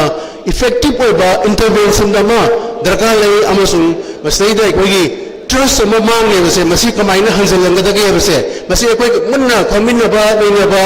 अदुगा अखोगी मणिपुर की टेरिटोरियल इंटीग्रिटी अमसुंग एडमिनिस्ट्रेटिव इंटीग्रिटी काइदबा हाइबा मसीगी कनोसिदी अखोगी पीरियड्सदी अदुम लेतना लेरगा अखोई होजिती मसियुंबा treat अमलाइबा सस्पेंशन ऑफ ऑपरेशन सहीदा मटेंग पांगसदना मकोई के ओबे मिलिट्री ऑर्गेनाइजेशन कललपा तवान होंदा अखोई होजिक करी दो होंदे बॉर्डर सहीदा चंसल लेबा चंतिबा पॉपी थारिबा कोई के होंदे होजिक लेगा से ट्रांसपेरेंट सोई ओइ डाइटर अदो मसिगुंबा होबो मयाम लेरिबा सिंसी अखोइना खंगमिनरगा करंबा कोई वरेप लोबो यागे तो ताबमिनरगा कोई चंसन में आप कोई मॉडरेटर सु कोई सिगी मरमदा मागी जजमेंट कर पिबिरकनी है खाली वाफम खरा से थमजरगा मतांग असदा लोशिनजरगे thank you professor associate professor centre for study of social inclusion professor बो जम फजबा ओपिनियन पिबिरमी यामना समना हाइजरबदा अखोई मणिपुर की हजिक थोइबा चाही अहुम सुबक छोनरलिबा इरांग असदा डिफरेंट कम्युनिटी सिंग पार्टिसिपेशन सी अखोई याम एनालिटिकल मोंग दा येंबा अदुगा मरुना सुगी ग्राउंड रूल सी फजना स्ट्रिक्टली एडेयर तोबरा नाकरा हाइबसी प्रॉपर इंक्वायरी तोबगी तंगाई फदबदसु पनबिरमी मथन दाबु क्वेश्चन जगे मोरामथेन सोमरेंद्र मिटे काउंसिल मोरे IDP representative Moirangthem Somorendra Lenkatlo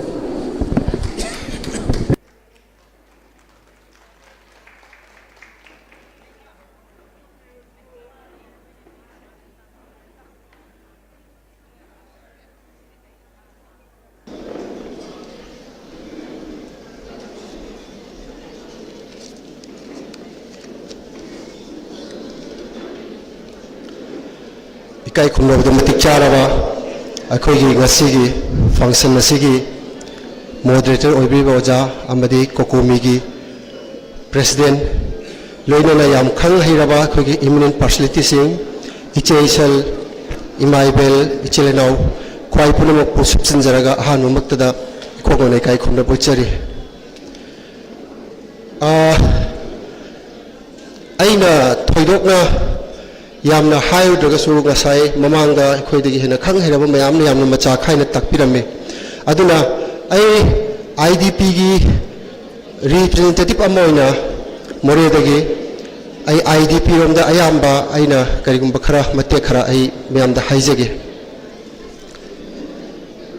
अखोइगी ngasi मे तांग अहुम बसे मसीना हेक लाख बसिदा थर्ड मे हाबसे हेक हाइबदा अखोइगी IDP मोरे चुचापुर कांगपोकपी अमदी लोजी लोयागी इकोगी तोरबुंग बंगलागी हेक कुकी का हेक ताइना बचिंग हेक ताइना मफम सिंगदगी चेंसिलंगलगा होजे अखोइगी इम्फाल दा मयाई सिदा लोइना लेमिनरिबा IDP पुनमके मफमदा मे तांग अहुम बसे हेक हाइबा मतमदा मखोइना करी फावंगनी मखोइना करी पोंगनी हाइबदो अइना स्टे सिदगी मे तांग अहुम हाइबा वाही मचासिगी अर्थ से मपुंग फाना हनबा ngamde मरमदी मोरेदा कुकीना ख्वाइदगी इहाल हाना युम मई थाबा मोरे बाजार आइगी युम इहाल हाना मई थाए अइना आइगी युम द चेंजलकपा मतमदा आइगी युम तंखायोना चामे अइना इसादा सेलिबा फुरित फिरोन अम्मा अदु मंगाइरे अदुना ngsaigi mi mayam sina akhoi chaina asin nanglaga irel ithum utol horaga chensilaiba akhoi victim singse IDP asingba singse moina hairiba metang ahum silakpada kari maina phawngani habase aina ai haibam khangdre si matangda adubu aigi wakhanda metang ahum machakre mamangda ani machakre handang ahum subore mathang me ahum sulakadori mathang amuk sulakadori na khut thega akhoi matam mamada mangdona toba thodok mayam amakha metang ahum lakpada icham cham sum ningsing ga leibado adugi mahutpudi mathang me ahum mama laksuwe matamda सीगेरा चंगेरा अखोई युमददा संगदबनी संगदब सुग्या यारोय तंपाता अखोई बु इंखत पिलिबा अखोई की इचे नाव सीसो मयाम अमा लेली मखोई ग लोनेना कोई मौ थारगा कोई चंगदबनी हायना पाउगम जनिबा आइगी ngasi रिलीफ केम दले बेचे नाव मयाम अमदो खितंग थेंजेलकपनरा साक लामनरकपनरा हनग्रे अखोइना रिलीफ केम दले मतमदा अखोई की मोरे ओइजरसु मफम ममा खत मोरे की मी पुलप सुजलगा लेते मफम तोंगान तोंगान मफम द चायरगा ले अदु ngasi फंक्शन मसी खुदों चाब लौरगा अखोई कनो IDP चिलो मयाम अमा लाए अदु मोगी मफम दा आइना अखोई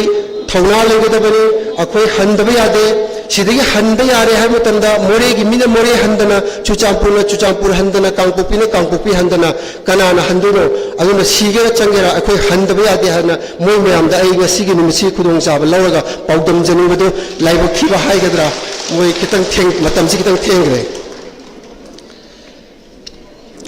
अखोइना हौजिक लेरिबा स्टाइल से IDP ओना केम दे खोना लेइसे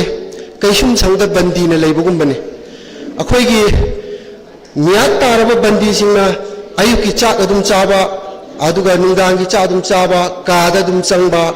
मागी वखंद मान खलम देसे कैदों ए कोर्ट पुथोकनी कैदों ए केस दगी नाथोगा युमद लेगनी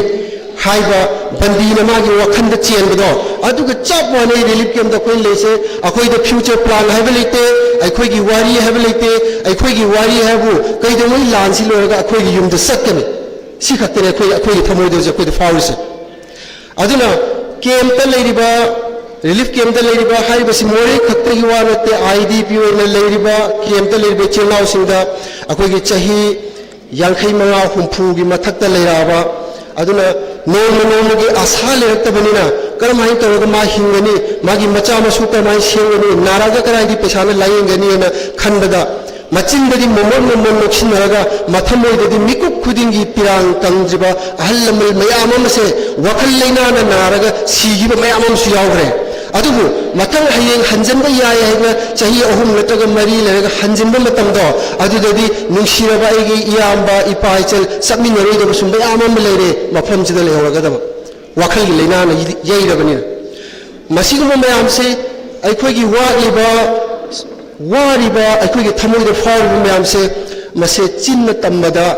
ईबदा फोंगोक लोइबा खंबा नाइरे आई हाइजररोय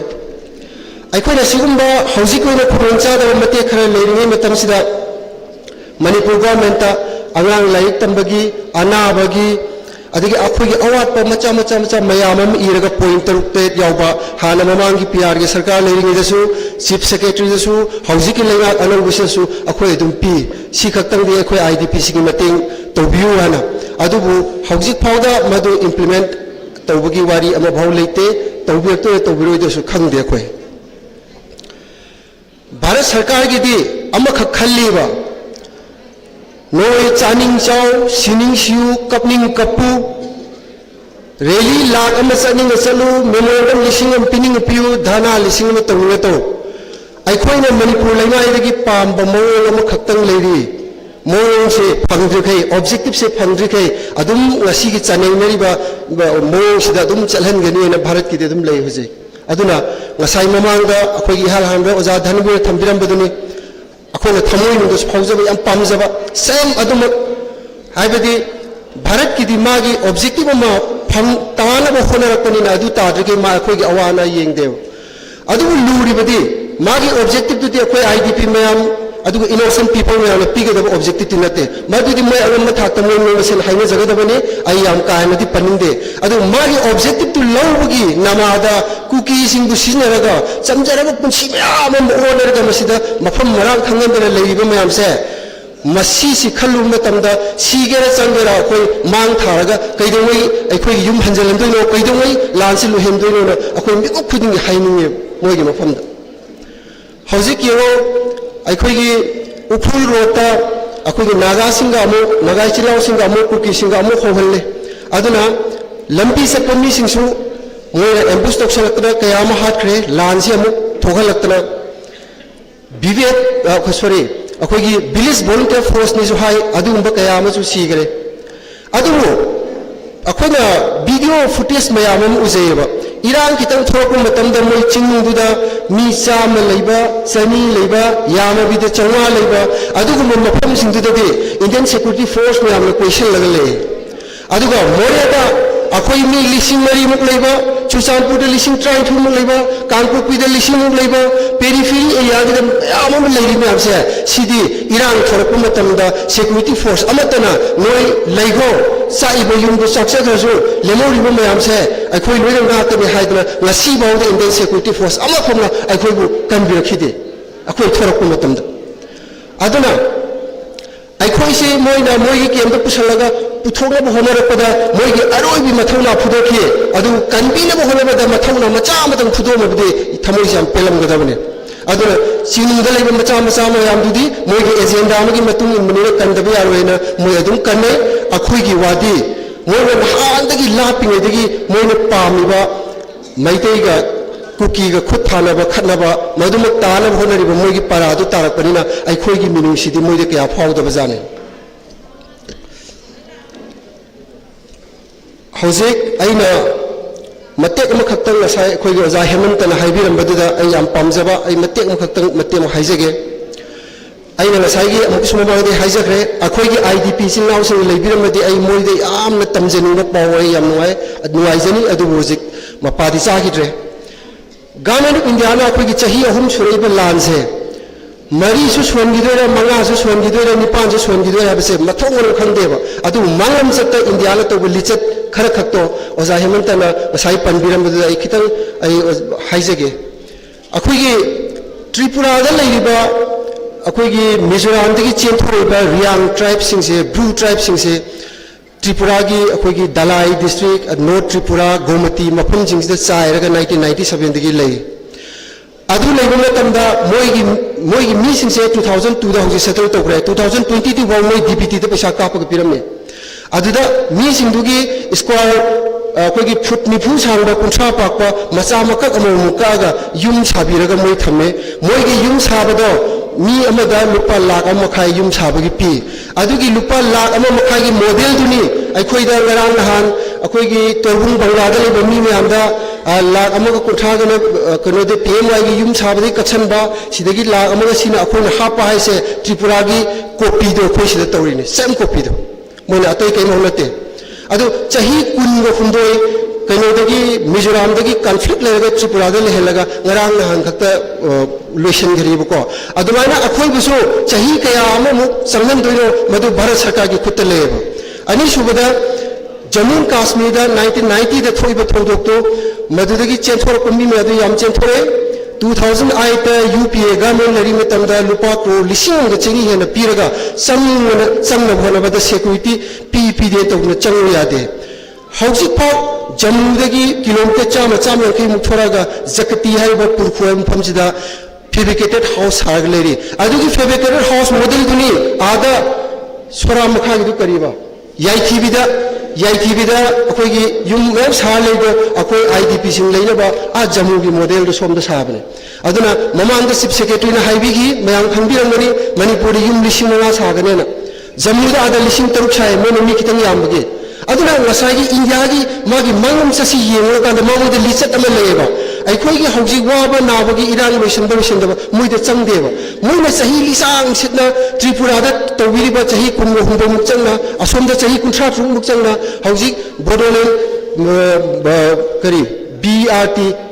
Bodoland region Bodoland territory region adu gi su chahi kya hauji phau lai khai ta deba adu aikoi gi se ngasi ayeng de minungsi ye da government ध्यान तो बिरकन है बसे सुक्ता थाजरनो अदुना अरोइबदा अखोइगी IDP आदगी चेल इब थोलिबा खोइ मयामसिना सीगेरा चंगेरा दिल्ली दा लेरिबा इगी CSO इचलोनो मयाम अदगी people मयाम नखोइ मयाम बि अकनबा नुसिबि museum ग लोइना अखोइना मान थारगा सीबे संगदु इशोन लेप्सनो अदुना अखोइ मथंग ला इबा मे थर्ड योजो मादा अखोइ अतोपा अवोंबा खोंथांग खतनो थांगबि दम सिमजनसी CMC तयारी तौसी हाइबो वाहे से हाइजरगा आई टेंशन जरे मोरंगचन सुमन जोगी यामना इमोशनल होबा एप्पल नि यामना थमोइ सोपा चाही अहुमसदा आइकोना करिमता मसक थोपा रेस्पॉन्स हम तौन लमदबा मतमदम हौखिबा पुनमा सिखलुरगा मथंगी में 3 लाख मतिक साबा अंगम थानसीना हाइबिरमबनी याम चुंबा पोनी अखोई चाही अहुमसि याम सांगबा मतमनी चाही अहुम सिबावबा आइकोना ngasi बावबा करिम मसक थोपा खोंथांग अमता थांगबा ngamdri aduna lakadurba चाही असदा करी करम खोंथांग थांगसी हाइबसी CSO मयाम अमसुंग मणिपुरगी मियामना कुपना खनरगा खोंथांग अमदि थांगफम थोइ हाइबसे थमजगे मथंग कौशनजगे लैसांगम जदु एडवोकेट पब्लिक लीडर लैसांगम जदु लेंखपिरो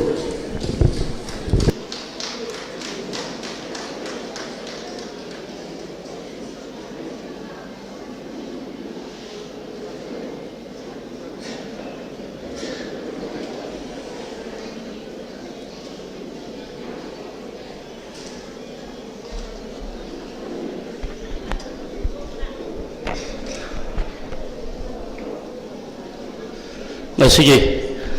Kokomina Sindiba 3 years of Manipur crisis Aiba Sigamba Miyangi Mipam Miyangi convention Sida moderated Oibiriba Ekai Kumnajariba Oza Setuzit Loinana Kokomi Yujibuzik convener Ribiriba Waikadiren Animabu Aina Hanamatu Dekai Kumnabo Ucheri Lunana Lensin Biriba Lensin Biribi Kwai Puno Pusu Kai Kumnabo Cheri I koi How Kiba 2023 game May Humdagi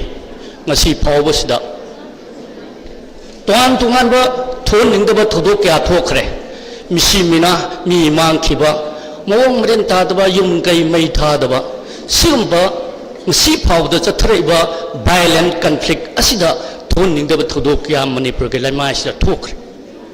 aduga ngarang hana amuk hokhiba thagi tang tareta pikliba angang ani yamna tamthi umongda mama ga tuminari ga happy khiba mama buna suon khiba misigi thodok nongan bada thodok adugo pen de bagi khoisang no miyamna khomjang janchen bada CRPF na mi ahum amasu amu kaptuna hatok piba aduda natana okhul disaki TM kasom fulda kuki militant sina मिसम मनी नगा मिसम मनी अमुक हातखिब सिगे थौदोक मयाम असे अखोइना तुंगान तुंगान बा थौदोक अमममनि हाइना खाइदोक लगा येंग बियार मसे थोकलिबा 2023 गे मे गे अहुमदगी ngasi फावबा लोसन बंगमदर लेरिबा वायलेंट कॉन्फ्लिक्ट असे सिगे मनुंग द लेजबा अदुगुंबा थौदोक वाथोक सिने अखोइना तनुसे सिगी violent conflict asigi mapam wana lusan bangamdri phawbudi hayeng su kari thoklagadege haibase akoida haiba ngamti hayengi mathang na akoi kari oini madusu haiba ngamti aduna thokliba thodo khuding makse akoina to khai ne yengpham thokte masi thokliba conflict asigi manung da leijaba dugumba pot amane hoi thokliba thodo sing adugi justice ama myam da phangan pham thoi adugi damak angang anibu tamthina happy khiba mama bu suan bikhiba adugi thawdo aduda khoshawna raba miyamna CRPF ki kem ama asuk na leina kamai tawdana sigik militant sing aduna yama thapna la aga masida attack to bang mi bano attack to dana mi halam na matungda amuk sep on han pan ngam khibano haibadugi maduda leriba security lapses do ako yeng ba changi thodu adugi ses phangan na hoda ba matamda NIA de sinakre haibadu na diaroi pokumina lawi manipur ge miyam na lawi miyam da ses phangan lo atana ngasi phawa pangdri NIA sinagre haibadun yarwai justice pangen lobu yarwai angang ni happa adugi security lapses kadang tizali khosham na bo miyam na CRPF noi nakna leila aduk nakna leila tari ge chwana halal lino haiduna protest to sansan bam matamda CRPF singdana no maina direct caption dana misam ohum hat maduda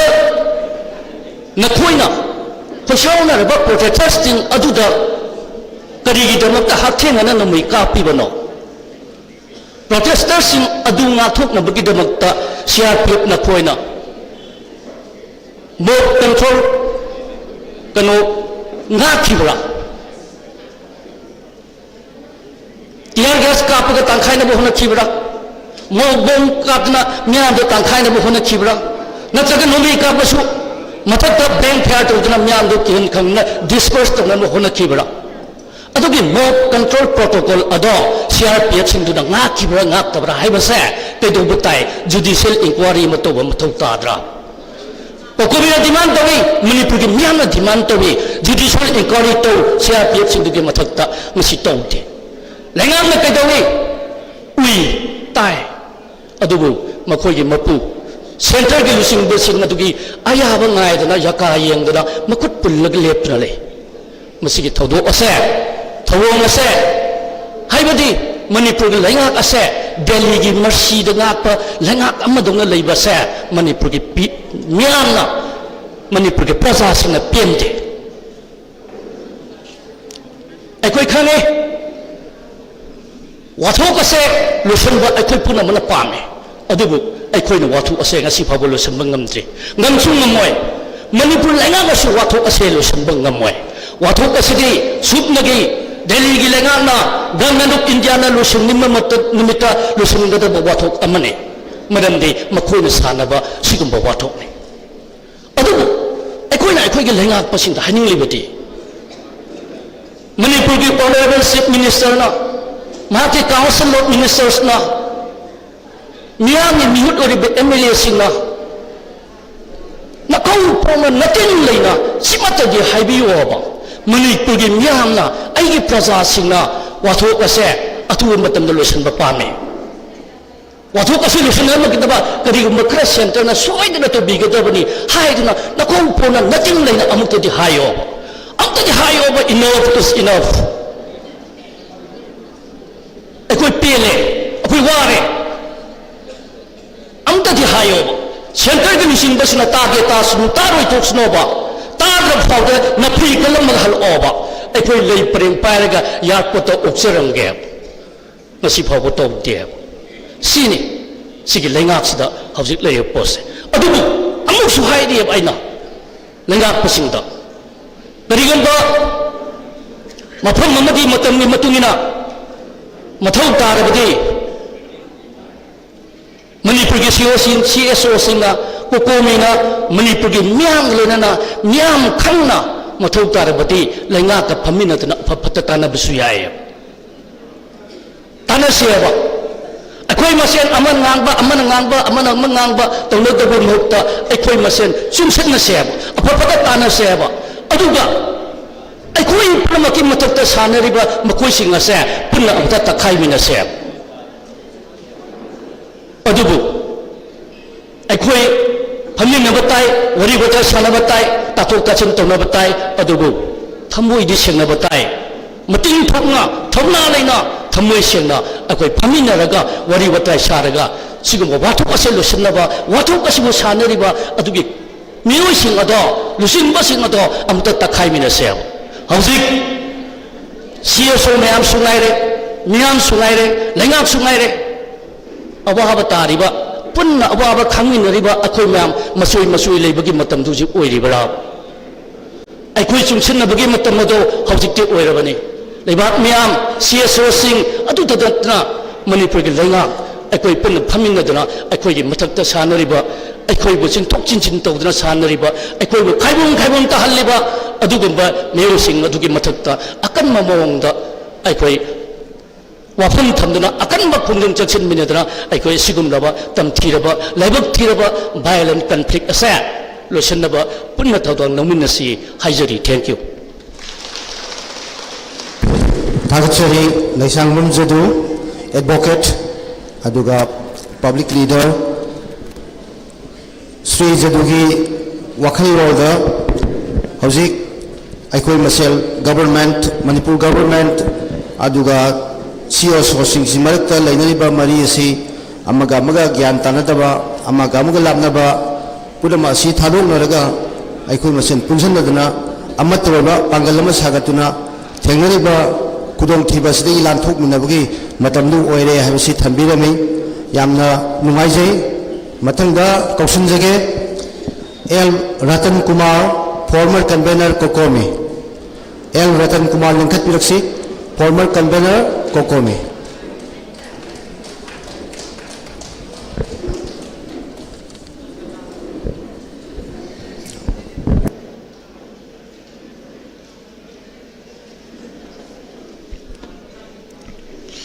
ngasi May ahum koiga 2026 ngasi degi sahi ahum gi mamang da 2023 da thokhiba lamdam sigi yamna nuaitaba adugumba puwari gi tangkak amada amuwa kalina idana lehauragadaba numit adugi ningsing boina pangthokliba People's Convention asida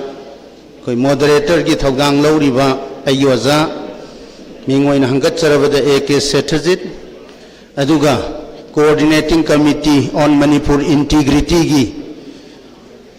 convener gi thopubiriba ai marup YK Dhiren loinana imalaiwak Manipur si kandaba yadi haiba wakhallon na mang tharaga tongan ba look kaya represent tawdana aduga individual level da Manipur gi tongan wa mafam kaya dagi mafam sida mifam si yaw lakpiribi imaibel ahalaman marup mapang mahiroi sing loinana simja langjariba COCOMI gi thongmi sing amadi COCOMI ga nakna satminariba lup sing pumnamakku aini kai khumna ba utchari mifam ji loisalakadorabani marui wafam di mamangi wangang loisingna yamna hena thambikre na khanjai aduna hojik warep lawbugi matam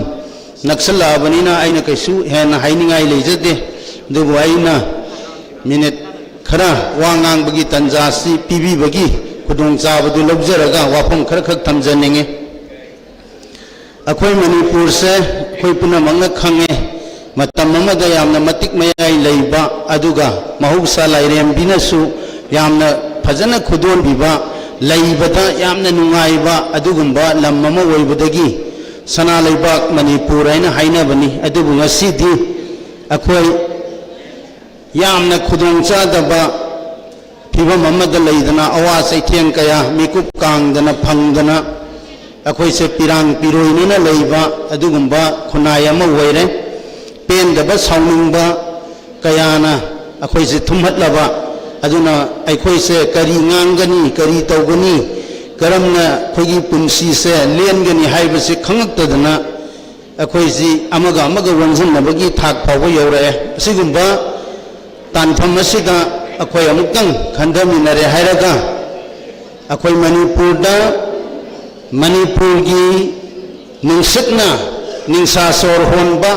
Manipur इमा की इसिंग थकबा मणिपुर इमा की मसेंग चाबा अदुगा मपान लमदगी Lakpa अदुगुंबा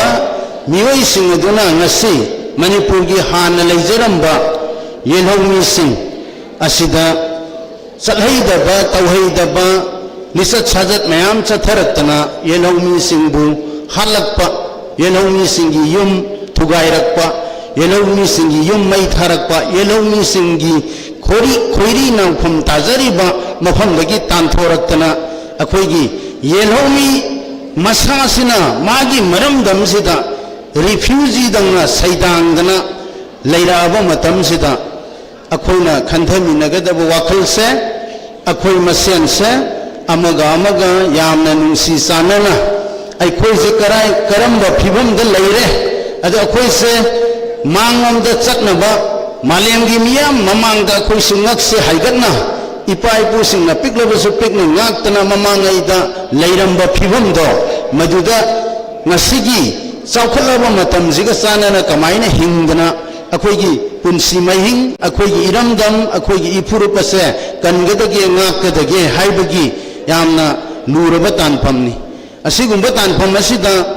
अखोइना ngasi थेंगनरिबा खुदोंग चादबा पुनमक्से मसी गी अयामबा सरुकसे अखोइ कोहनगे हाइरगदी अखोइना तौगदबा थबकसे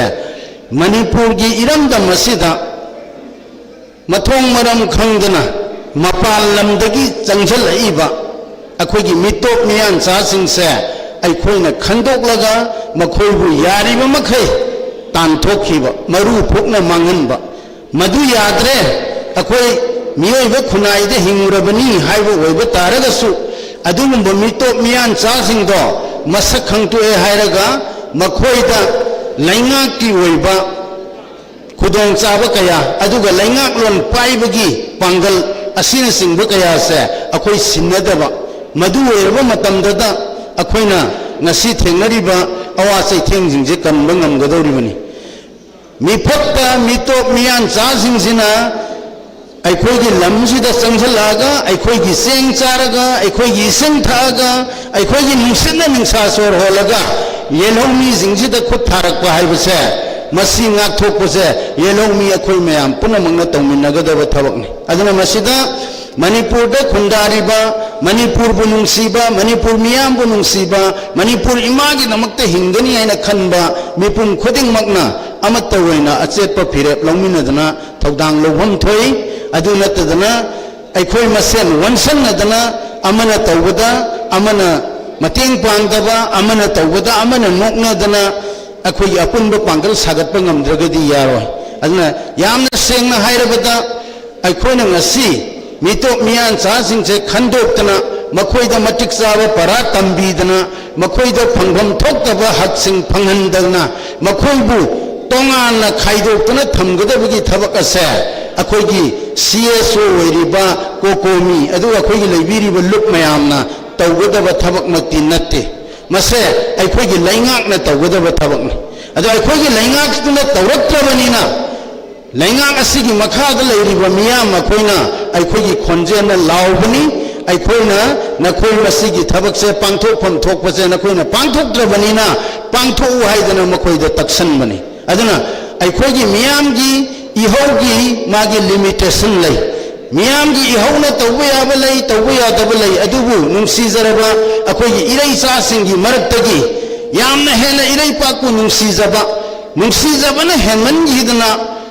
अखोइ CSO न तौरिबा थबक से पेंदरे अदुनदी याररोये अदुदगी वांगमद तौरसे हाइदना यामना कोई यैखाई थिंगाइबगी मओंग थबकसी तौरगदी अखोई पेनगनी हाइना खनबा मधु पामबा अखोई इरेचा मयाम अमा थोकलै अदुना मखोगी यैखाई थिंगाइबा अखोगी खोंजेन से फजना हाइजबसे ताबीरत्रकांदा अखोई यैखाई थिंगाइबा तौनिंगैबसे मसी मियोइबा अखोगी हौना सानी पेंद्रबा मियाम अखोगी हौना सानी अदुबु अखोइना कदाई भावबदी तौबा याई कदाई भावबदी यादे हाइबसे अमुक्तंग खंधरगा अखोई तौमिनसी हाइबा पोटसिमा आई थमजनिंगी ngasiगी aigi maikaidagi aduga अखोइना ngasi मियामगी खोलाउ लाउरिबसे यामना कनबा यामना मपांगल लेबा पोटनी अखोइना दि खल्ले वकत मी फमगा अदगी अखोइना रैली चलगा खोलाउ लाउरगा पोस्टर कैंपेन तौरगा करी काना दोइनो कोई खुथांग चरा हेलगा सीधी भोग चरा हेलगा हानसु हेनखरे काना देना खल्ले अखोइगी पांगलदी मसिगी खोलाउ मयाम सिना पेंदबो मयाम सिना अखोइगी लेंगा की मफम द तत्तना तहल्ला अब मतमदा नोंगना तय नोंग सोइदना मुलकनी सोइदना पोखाइरकनी अदु ngaइबा ताबनी मियामगी इहौ सागप्पा ताबनी मियामगी इहौ से मसी फादोगा मसाई मसाई चलगा मचोई मचोई तारगा अपुनबा मागी साफु सागप्पा ngमहंदबगी पोट अदो अखोइना येंजनमिनरे हारगा लेपमिनरे हारगा अखोई मयामना हौरिबा लेकाई मचा अमदा ओइरसु अरापा मफम अमदा ओइरसु अखोइना हौरिबा इहौ खुदिंगमक्से मसिगी अपुनबा पांगलदु सागतलगा अखोइगी मना ताद्रबा ममित उद्रबा मणिपुर लैंगाक अमदी इंडिया लैंगाकता अखोई मियामगी खोलाउजे ताहनबम थोई उहनबम थोई मसिने अखोइना कोकोमियम दे अखोइ लेबाक मियामना तौगदबा थबक असे मधु तौबा मतमदा मखोइ तादबा यारोय उदबा यारोय मधुनी मियामगी मूवमेंट मियामगी पांगल हाइसे मियामगी पांगल से अखोइ चुमना सिजनजी हाइबदुनी अदा अखोइना खंगे इंडिया की कॉन्स्टिट्यूशन दा फंडामेंटल राइट्स की आर्टिकल मयाम याउजरबसु अदुगुंबा फंडामेंटल राइट्स सिंग अदो अखोइ सही कयानो फंगत्रिबा कयामा सांगना फंगत्रबनी अदुगा अखोइगी नॉर्थ ईस्ट हाइब लमसे मणिपुर यावना मताई लमनी हाइना यामना हंथबा मियेंग अमदा मयोल लमगी लैंगाकना येंगदना लाबनी मसी अखोइ खंगबा चंगे अदुगा मरुएना खंगदौरिबसे अखोइगी स्टेट लैंगाकना खंगदबनी स्टेट लैंगाक असिना थौना लैना इंडिया की मयोल लमगी लैंगाक असिदा अखोइगी मियामना पामिबसे सिनी हाइबसे मयेक सेंगना हाइगदबनी इंडिया की कॉन्स्टिट्यूशन दा फॉरेनर्स एक्ट 1946 असी याउदना लैरबनी इंडिया मनुंग दा फॉरेनर अमा लाक्पा मतमदा करमना दिल तौगनी हाइबसे मयेक सेंगना ईदना लैरबनी अदुगा अखोइना ngasi यामना तोइना हाइनरिबा नेशनल रजिस्टर ऑफ सिटीजनशिप हाइबसे मसाना दुम ताजरबा पोने मपानदगी मितोमियान चालागा टेररिस्ट की थबक चथरगदी मदो इंडिया की एनी पार्ट अमद तौबा मतमदा नेशनल सिक्योरिटी दा असौबा थ्रेट अमनी हाइबसे मयेकना तारबा पोने अदुना असिगुंबा मपानदगी लाक्पा मिटोपसिंगना लमजिंगगा टेररिस्ट की थबक चथदना नुपी अंगांग खाक्तना हालबा मीगी मयुम थारबा मतमसी फावबदा सही अहुम हौग्रबसी फावबदा यामना करीसु खंजनदबा उसन्नदबा सादना लैरिबा इंडिया लैंगाकसे सिगी थोंजिंद लेपगा थोंग थिनगदौरिबसिदी अखोइ मयामना मियामगी मिहुटनेना थागत्रिबा अखोइ असेंबली दा चलिबा मिनिस्टर ओरिबा चीफ मिनिस्टर ओरिबा होम मिनिस्टर ओरिबा अखोइगी एमएलए सिंजिना तौगदबा मथौनेबा मोइगी मथौदो तौदबदगिनेबा अखोइना ngasi हाइरिबसे अदुना अखोइ नेंजन बिरिबा मियामना आईगी केंद्रगी अखोइना थागत्रिबा मियामगी मिहुटसिंगसे सिंथोगा मियामगी थबक मियामना पामिबा मियामना हाइव हाइरिबा पोटसे गवर्नमेंट ऑफ इंडिया की मफमदा हाइहनसेबा मधु नत्रिबा मखैदी यारोय कोकोमीना ऑर्डर थोया फोनते सिक्योरिटी ngaउ अदु तवदा तवसे कोकोमीना ऑर्डर थोप याबा नते गवर्नमेंट ऑफ मणिपुर ना गवर्नमेंट ऑफ इंडिया ना थोकदबा हाक्तनी अदुना तौगदबा मीदो थबक तौहनबा हाइबसिनेबा खोइगी मथौसे अदुगा तुम कोइना खोइ तंगदु लेताबा लैसी हाइरगदी लमदम सिदगी मिटोप मियान चासिंगसे खंदोकबा हाइबसिनेबा यारगना तांथोखिबा यादे हैरगसु नखोइसे सिगुंब फिबम अमद लैगदबनी हाइना थंबजिने ममथौ याम तारिसे अदु मसी पुनमक्से थवोइदना गवर्नमेंट ऑफ इंडिया ना 2026-27 सही एनिस द मिसिंग थीरनी हेता हाइजलकवा हुजिक मिसिंग थीबे याबगी फिबम लैथ्रिङै यामना सरंग नरिङै मतमसिद मिसिंग थीरनी हेता हाइजलकवा अदुगा अखोय मियामना मितो मियान चा खंदोक्तना मिसिंग थीबे यारोइगा हाइबसे तासन्नदबा अदुगी तासन्नदबा अदुगी ऑर्डर तौथरइबदो अखोयगी मणिपुर गवर्नमेंट ना सेता तराम तराम न वोपगी मथक्ता मवोंग थबक चथबसे अखोयगी मणिपुर लैंगाक से मोइसे तसेंगना कीरिबरा हैत्रिबरा खंद्रिबरा अमधि तौरेबा अइना खनबददी मोइसे लोइनमक्से कीबने खंदबने हैतबने पुनमक्से पुल्लब लैंगाक नेना हाइनिंगेबा मणिपुर की गवर्नमेंट से लोइन पुंजमबा अदुना मासे मतिक मथौना से केमता फुदोक ngамद्रबा अदुना हौजिंगमकी ओइना अखोइना तक्सनबा हौजिंगमकी गवर्नमेंट से तक्सनबा ओइरगसु मतुंग लाकदबा मतमददी अखोइना मियामगी मिहुक खनबा मतमदा थौना लैबा नरैपाकबु नुंसीबा यामना खंग हैरबा अदुगुंबा मिहुक से खन्नबो होनसी अखोइ भोट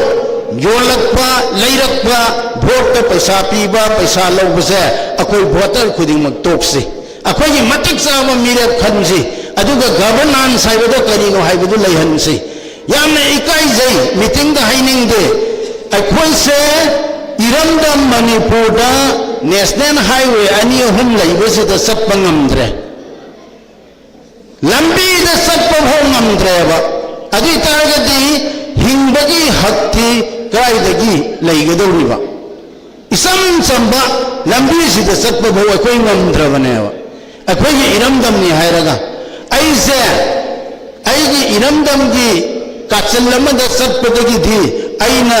अतोपा मियम ममदा चप्पना हेना सिक्योर ओइरबनेबा ऐगी इरमदमदा सिक्योर ओइद्रबनेबा ऐगी युमदा लैबा फंद्रबनेबा ऐगी युमदा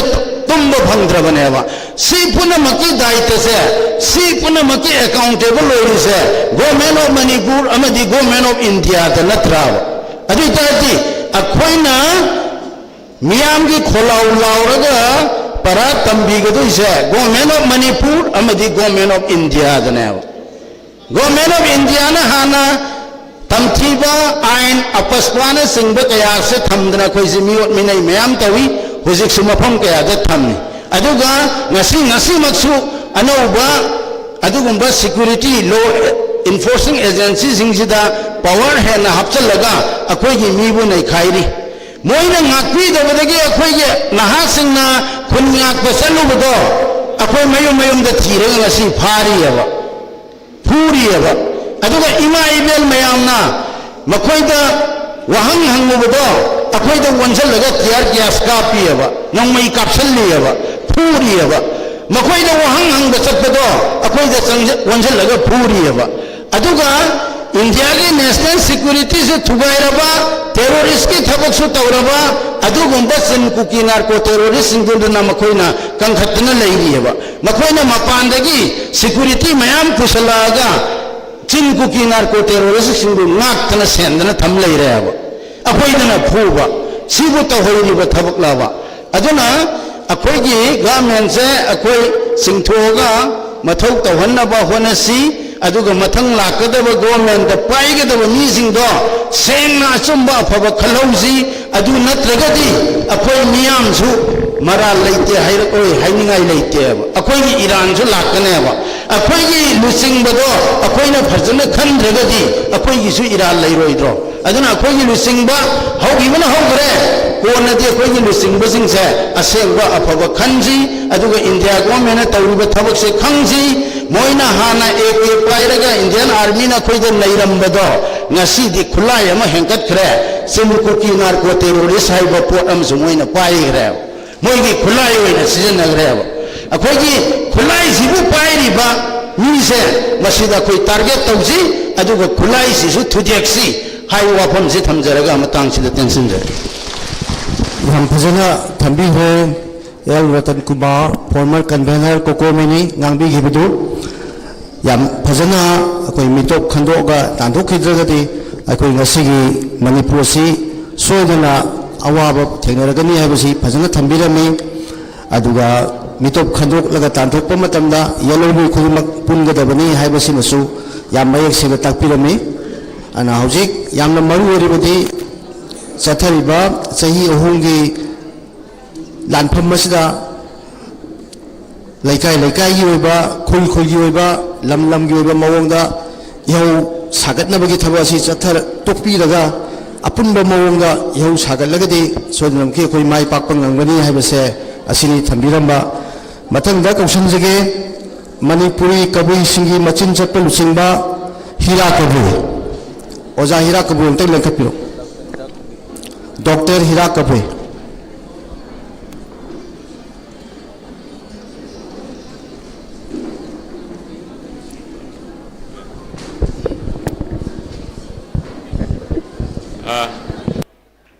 ꯑꯍꯥꯟꯕ ꯃꯛꯇꯗ ꯑꯩꯍꯥꯛꯀꯤ ꯏꯁꯥꯒꯤ ꯆꯠꯅꯕꯤ ꯑꯍꯧꯕꯗ ꯑꯩ ꯁꯦꯝꯃꯤꯕ ꯃꯄꯨ ꯃꯍꯥꯛꯄꯨ ꯈꯨꯌꯥꯈꯥꯗ ꯑꯍꯥꯟꯕ ꯑꯩꯈꯣꯏ ꯂꯩꯃꯤꯟꯅꯔꯤꯕ ꯑꯩꯈꯣꯏ ꯄꯨꯝꯅꯃꯛꯄꯨ ꯄꯨꯟꯁꯤ ꯅꯨꯡꯁꯥꯅ ꯇꯪꯗꯨ ꯂꯩꯇꯥꯅ ꯂꯩꯍꯟꯕꯤꯔꯣ ꯃꯤꯇꯣꯞꯅ ꯃꯤꯇꯣꯞ ꯆꯠꯄꯤꯈꯔꯣ ꯍꯥꯏꯕ ꯋꯥꯍꯩꯗ ꯁꯦꯝꯕꯤꯕ ꯃꯄꯨꯕꯨ ꯈꯨꯔꯨꯝꯖꯔꯤ ꯑꯅꯤꯁꯨꯕꯗ ꯑꯩꯈꯣꯏꯒꯤ ꯃꯌꯥꯏ ꯇꯝꯕꯟꯗ ꯂꯩꯔꯤꯕ ꯑꯩꯈꯣꯏꯒꯤ ꯀꯝꯕꯦꯅꯔ ꯑꯣꯏꯔꯤꯕ ꯏꯅꯥꯎ ꯏꯕꯨꯡꯉꯣ ꯙꯤꯔꯦꯟ ꯑꯃꯗꯤ ꯑꯣꯖꯥ ꯁꯦꯇꯜꯖꯤꯠ ꯃꯣꯗꯦꯔꯦꯇꯔ ꯑꯣꯏꯕꯤꯔꯤꯕ ꯃꯌꯥꯝ ꯄꯨꯝꯅꯃꯛ ꯑꯃꯗꯤ ꯏꯃꯥ ꯏꯕꯦꯟ ꯏꯆꯤꯟ ꯏꯅꯥꯎ ꯃꯌꯥꯝꯗ ꯑꯩꯍꯥꯛꯅ ꯈꯨꯔꯨꯝꯖꯔꯤ ꯑꯩꯍꯥꯛ ꯗꯥꯛꯇꯔ ꯍꯤꯔꯥ ꯀꯕꯨꯏꯅꯤ ꯀꯕꯨꯏ ꯑꯩꯁꯦ ꯀꯥꯃꯩꯅꯤ ꯀꯥꯃꯩ ꯍꯥꯏꯕꯗ ꯑꯩꯈꯣꯏꯒꯤ ꯌꯦꯛ ꯁꯂꯥꯏꯔꯩꯕ ꯃꯉꯥꯡꯆꯥꯅꯤ ꯑꯩꯍꯥꯛꯁꯦ ꯑꯩꯍꯥꯛꯀꯤ ꯏꯟꯇꯔꯦꯛꯁꯟ ꯃꯆꯥ ꯑꯃ ꯑꯩꯍꯥꯛ ꯔꯤꯇꯥꯌꯔ ꯇꯧꯔꯕ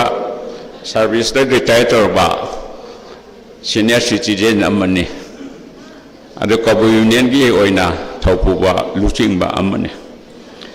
ꯉꯁꯤ ꯄꯥꯡꯊꯣꯛꯂꯤꯕ ꯆꯍꯤ 3 ꯁꯨꯔꯤꯕꯁꯦ ꯑꯩꯍꯥꯛꯀꯤ ꯄ꯭ꯔꯥꯛꯇꯤꯀꯦꯜ ꯑꯣꯏꯅ ꯌꯥꯎꯈ꯭ꯔꯕꯅꯤ ꯃꯁꯤꯒꯤ ꯋꯥꯔꯤꯗꯤ ꯍꯥꯏꯔꯔꯣꯏ ꯇꯦꯟꯇꯛ ꯑꯣꯏꯕ ꯑꯥꯏꯗꯤꯌꯥ ꯑꯣꯐ ꯃꯅꯤꯄꯨꯔ ꯑꯩ ꯄꯨꯊꯣꯛꯆꯅꯤꯡꯉꯤ ꯃꯁꯤꯅꯤ ꯑꯩꯈꯣꯏ ꯄꯥꯝꯖꯔꯤꯕ ꯋꯥꯔꯤ ꯑꯣꯏꯅ ꯁꯥꯕ ꯑꯩꯍꯥꯛ ꯀꯌꯥ ꯊꯋꯥꯏ ꯌꯥꯎꯗ꯭ꯔꯦ ꯃꯔꯝꯗꯤ action is louder than words ꯊꯕꯛ ꯊꯧꯔꯝꯗꯨꯅ ꯄꯥꯡꯊꯣꯛꯄꯅ ꯃꯔꯨ ꯑꯣꯏ ꯋꯥꯍꯩꯗꯒꯤꯗꯤ ꯍꯥꯏꯕ ꯋꯥꯍꯩ ꯑꯃ ꯂꯩ ꯍꯧꯈꯤꯕ ꯃꯇꯝꯗ ꯊꯥꯏꯅ ꯂꯥꯏꯒꯤ ꯍꯥꯛꯇꯛꯇꯒꯤ ꯍꯧꯈꯤꯕ ꯑꯩꯈꯣꯏ ꯃꯩꯇꯩ ꯏꯆꯤꯟ ꯏꯅꯥꯎ ꯄꯟꯊꯛꯀ ꯄꯪꯈꯥꯒ ꯏꯆꯤꯟ ꯏꯅꯥꯎ ꯑꯃꯈꯛꯇꯅꯤ ꯑꯃꯨꯛꯀ ꯌꯦꯡꯁꯤ ꯑꯩꯈꯣꯏꯅ ꯌꯦꯜꯍꯧꯃꯤ ꯍꯥꯏꯕꯁꯦ ꯀꯅꯥ ꯀꯅꯥꯅꯣꯕ ꯂꯝꯗꯝꯁꯤꯗ ꯂꯩꯍꯥꯎ ꯑꯁꯤꯗ ꯄꯣꯛꯊꯣꯛꯂꯔꯤꯕ ꯂꯩꯔꯥꯡ ꯃꯈꯜ ꯃꯌꯥꯝꯗꯨꯅꯦ ꯐꯖꯔꯕ ꯂꯩꯔꯥꯡꯗꯨꯅꯦꯕ ꯆꯪꯉꯛꯄꯗ ꯃꯤꯗꯨ ꯅꯠꯇꯦꯕ ꯀꯅꯥꯒꯨꯝꯕꯅ ꯍꯥꯏꯔꯤ ꯆꯍꯤ 100 ꯂꯩꯔꯦ ꯏꯟꯗꯤꯖꯤꯅꯁ ꯑꯣꯏꯒꯗꯕꯅꯤ ꯄ꯭ꯂꯤꯖ ꯃꯁꯤ ꯑꯃ ꯈꯪꯃꯤꯟꯅꯁꯤ ꯈ꯭ꯔꯤꯁꯇꯣꯐꯔ ꯀꯣꯂꯝꯕꯁꯅ 14th centuryꯗ ꯑꯃꯦꯔꯤꯀꯥ ꯗꯤꯁꯀꯣꯚꯔ ꯇꯧꯈꯤꯕ ꯃꯇꯝꯗ ꯃꯥ ꯑꯃꯦꯔꯤꯀꯟ ꯑꯣꯏꯅ ꯂꯩ ꯖꯨꯔꯣ ꯍꯥꯏꯕ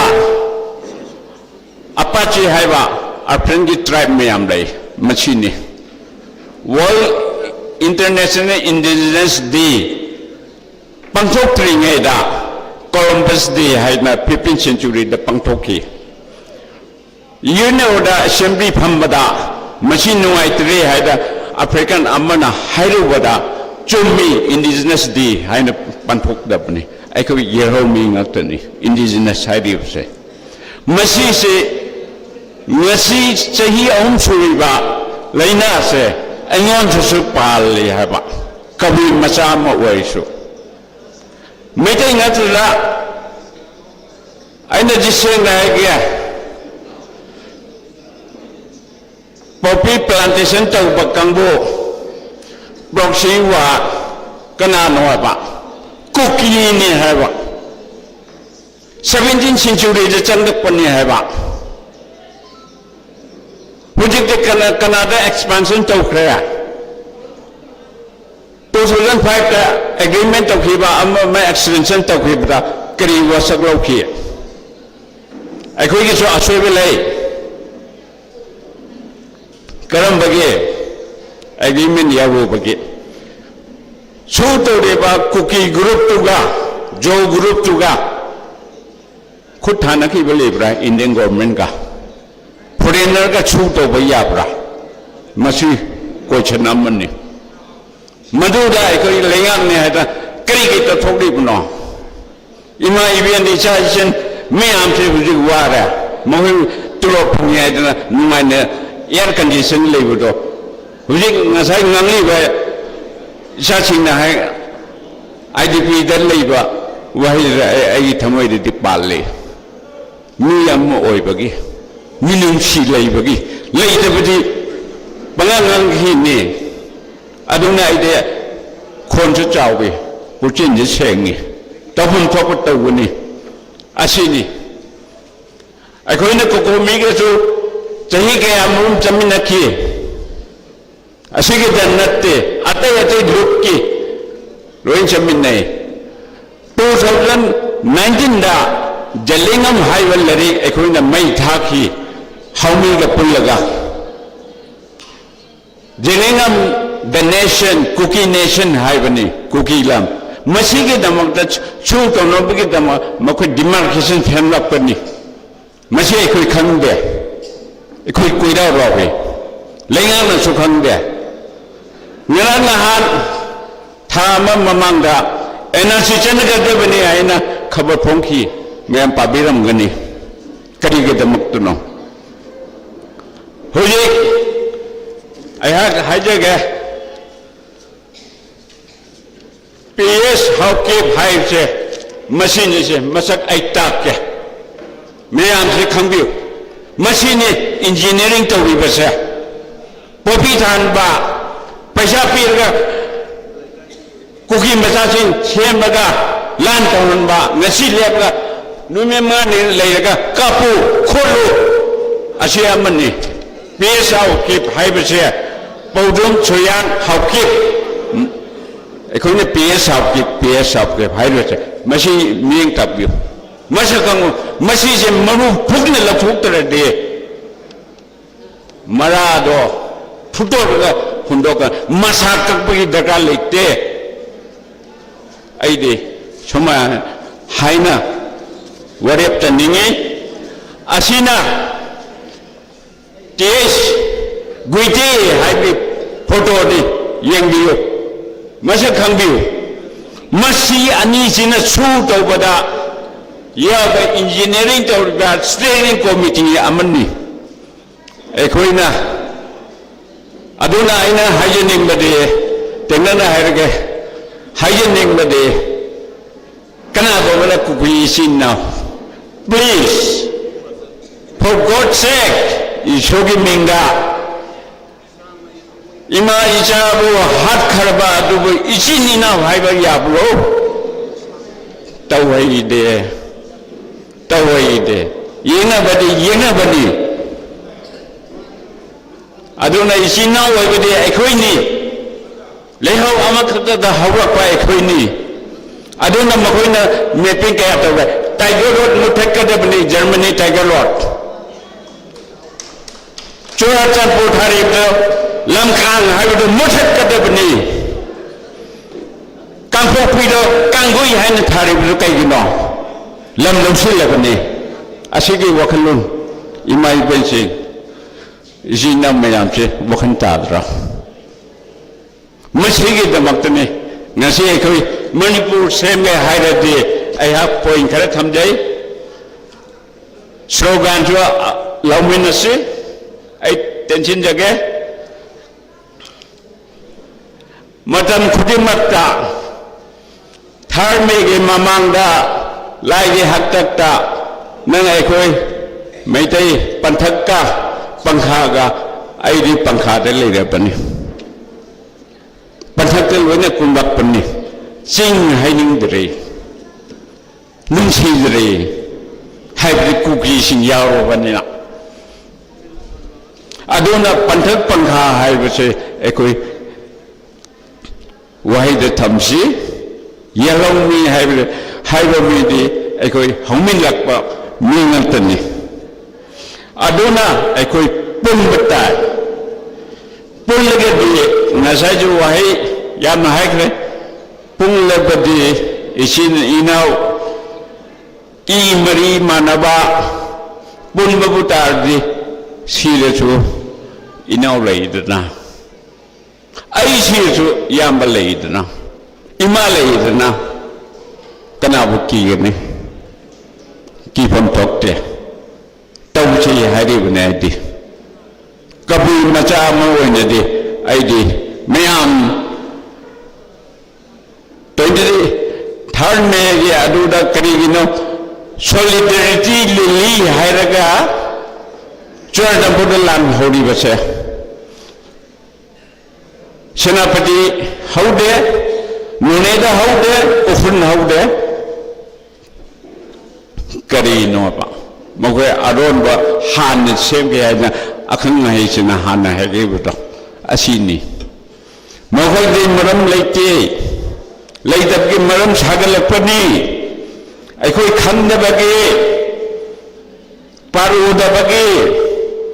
इसिनिना हादोखबदे पीखरुदना अखोय कपटाबने कबे बसि कनानो अहाकसु यावरि अदुना अखोय पुन बताबने अदुना अखोय मणिपुर अयाक ती मणिपुर हाइबे वाइसे हाइनिंगबे कंगाई पाक हावे पाक मसिगी 1999 की अखोय की जिमिक हुंदुंगी निंथाव अखोय की कैनोगा महाराज कैनोगा वचन खीबा अखोय द ललिक ले कोई ngasiदगदि आइदि पलै हलगे अमदुना आई खोलै हल्ले आई धर्म चपदो खोंग हल्लबनी आई हिंदू चलुबदो पदे हल्लबनी हाइना वचन रखी लरिक ले मसीदो वखनगा अखोय चलगा थबक तौदरदि इसिन नावने हावे पागनि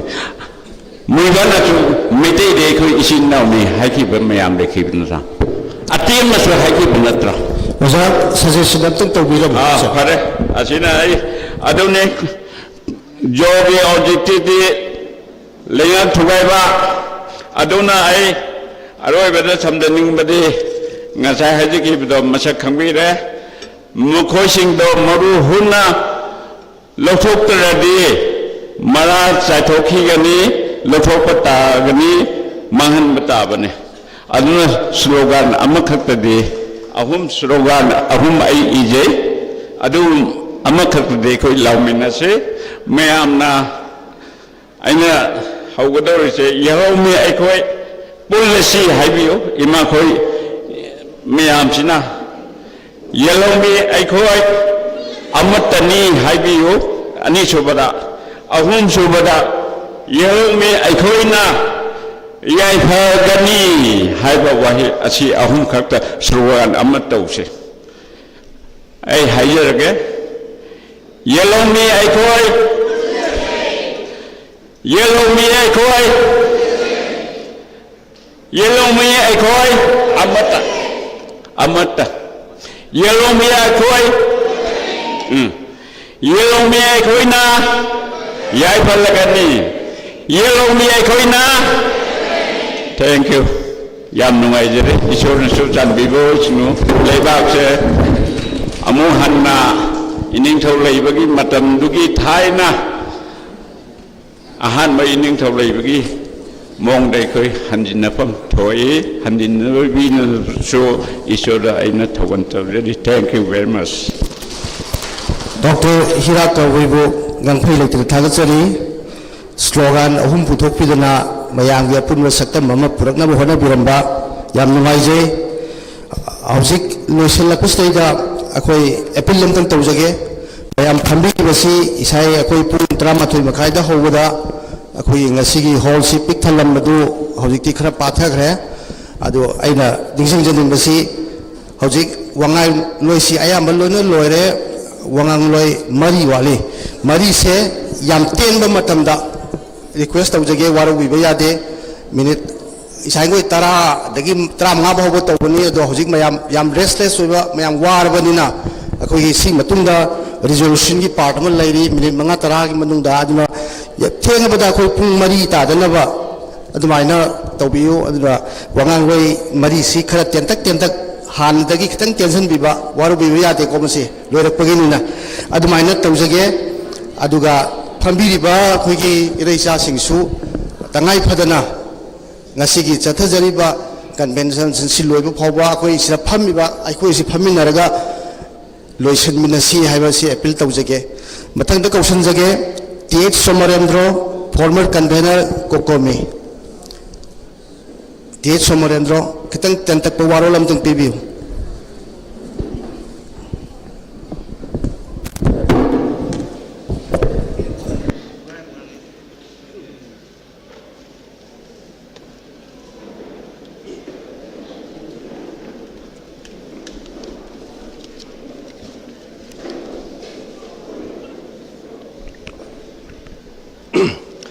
Hanumukta Nasigi People Convention Asigi Kogi Sayum Supukulina Antok Kiribasida Moderator in Liberiba Yosa Setachit Asigi Moderator in Liberibu Kaikun Butsari Luinana Hogitao Komiki Convener Masih siaman oina lebih ba, wahai kidiran bucikai kuno bucari, luna na, mang lengcin biri ba, si hisan imai ben, manu pangkinau kuai kibipu, aigi makai dagi, kong non krumjari, masih siam na, kau ungam lalui dawa, adukum laba, numit amani, hai beti, Indiana kogi Ten kukina ko terrorising sinaraga masama ke citizen da landa duna akogi minai mihat upung chathaba malengi puari da thokriba thogu amani maram madur masi aikoi malengi thakta narco terrorism na manipur miyam da ori haibase agi malung miyam da khangan muthok tai haido pumjaham thamjage Ari amara akhoi si aduki mati akhoi sole agba phangbo mong akhoi Manipur gi lenga khne tawisi sahi taret khunta ko matamda Burmese na akhoi gi hamning bani thau hapa dumaina koi sahi taret khunta ko maning dri ko kelai nonang kelai ba mo happy batra singa happy When having Hamdu apa when have in the wood. Aduki Kroki Monga, Manipukilinaki leadership say, I call me am the Kanba, the MLM Kanu Oi the Rosity. Scientific direct and a color leader Kalapagi, Senator Gilitaba. She don't know what is it. On a Quaki, Talk process and Lale, Wakan Kanbuki more system, like our system say, Aduki Swear. Have the Aquaze, but I'm never keep it. Kogi leadership ne khali akoi India ki makhada laibudonga akoi India ki citizen amo oregadi India ki state amo oregadi akoi ne khali wa khanda koji India ki citizen mo ni khanman thokte mo khoi khanman thoe adu akoi ki leadership akoi shamakchu akoi je India ki makhada laibagi wa khan khukhla ma koi ne khali ada het to ba center ke ya ba yaw thabuk to bungam de center je yu obi ai ka bi sar ko thokre ba akoi ki right akoi ki hat chamare je koi loi ka thokra akoi se nafuwa fudo chin gi bina akoi isagi wa kan kukon de akoi je makoi gi bakha polaba melen india miyang gi bakha polba misak tu akoi je khall lai re mudare ba koi gi wa khan gi process koi system wa khan gi system je chana system je hongdok pa ma pera ni sip to bum changi natraga de koi gi punsi ro je nomo gi koi mang thare ko gi abagi aki bidu ni koi je jik la re je hausi phawda एंगो Manipur वा चथरब मतुंगदा मणिपुर की कोई नुपा सिगी मागी मतिंग से अदुकी मतिक मांग हेब अकीबन pick थल्लाबा दुकुंबा पुनाय अमदों तवेब नुपीरा Ahaan बा अनिश बा थोखिबदु नुपा सिंग चौथोपा गंदबदगी नि खल्ले आइ वखंदा नुपी सिंग चौथोपदो हौजिसु मणिपुर की सत्तम हाबे एंगो मणिपुर वा लो मतुंगदि मणिपुर सत्तम कनान कली मांग फलिबा इमासिन कल्ले लाकनी हाबि थमजागेब अना खोइना मसी वाखन खन्निबो मतम ओरे अखोई कमाई तौरगदि अखोई मसी मणिपुर से कनगदगे हाबिदो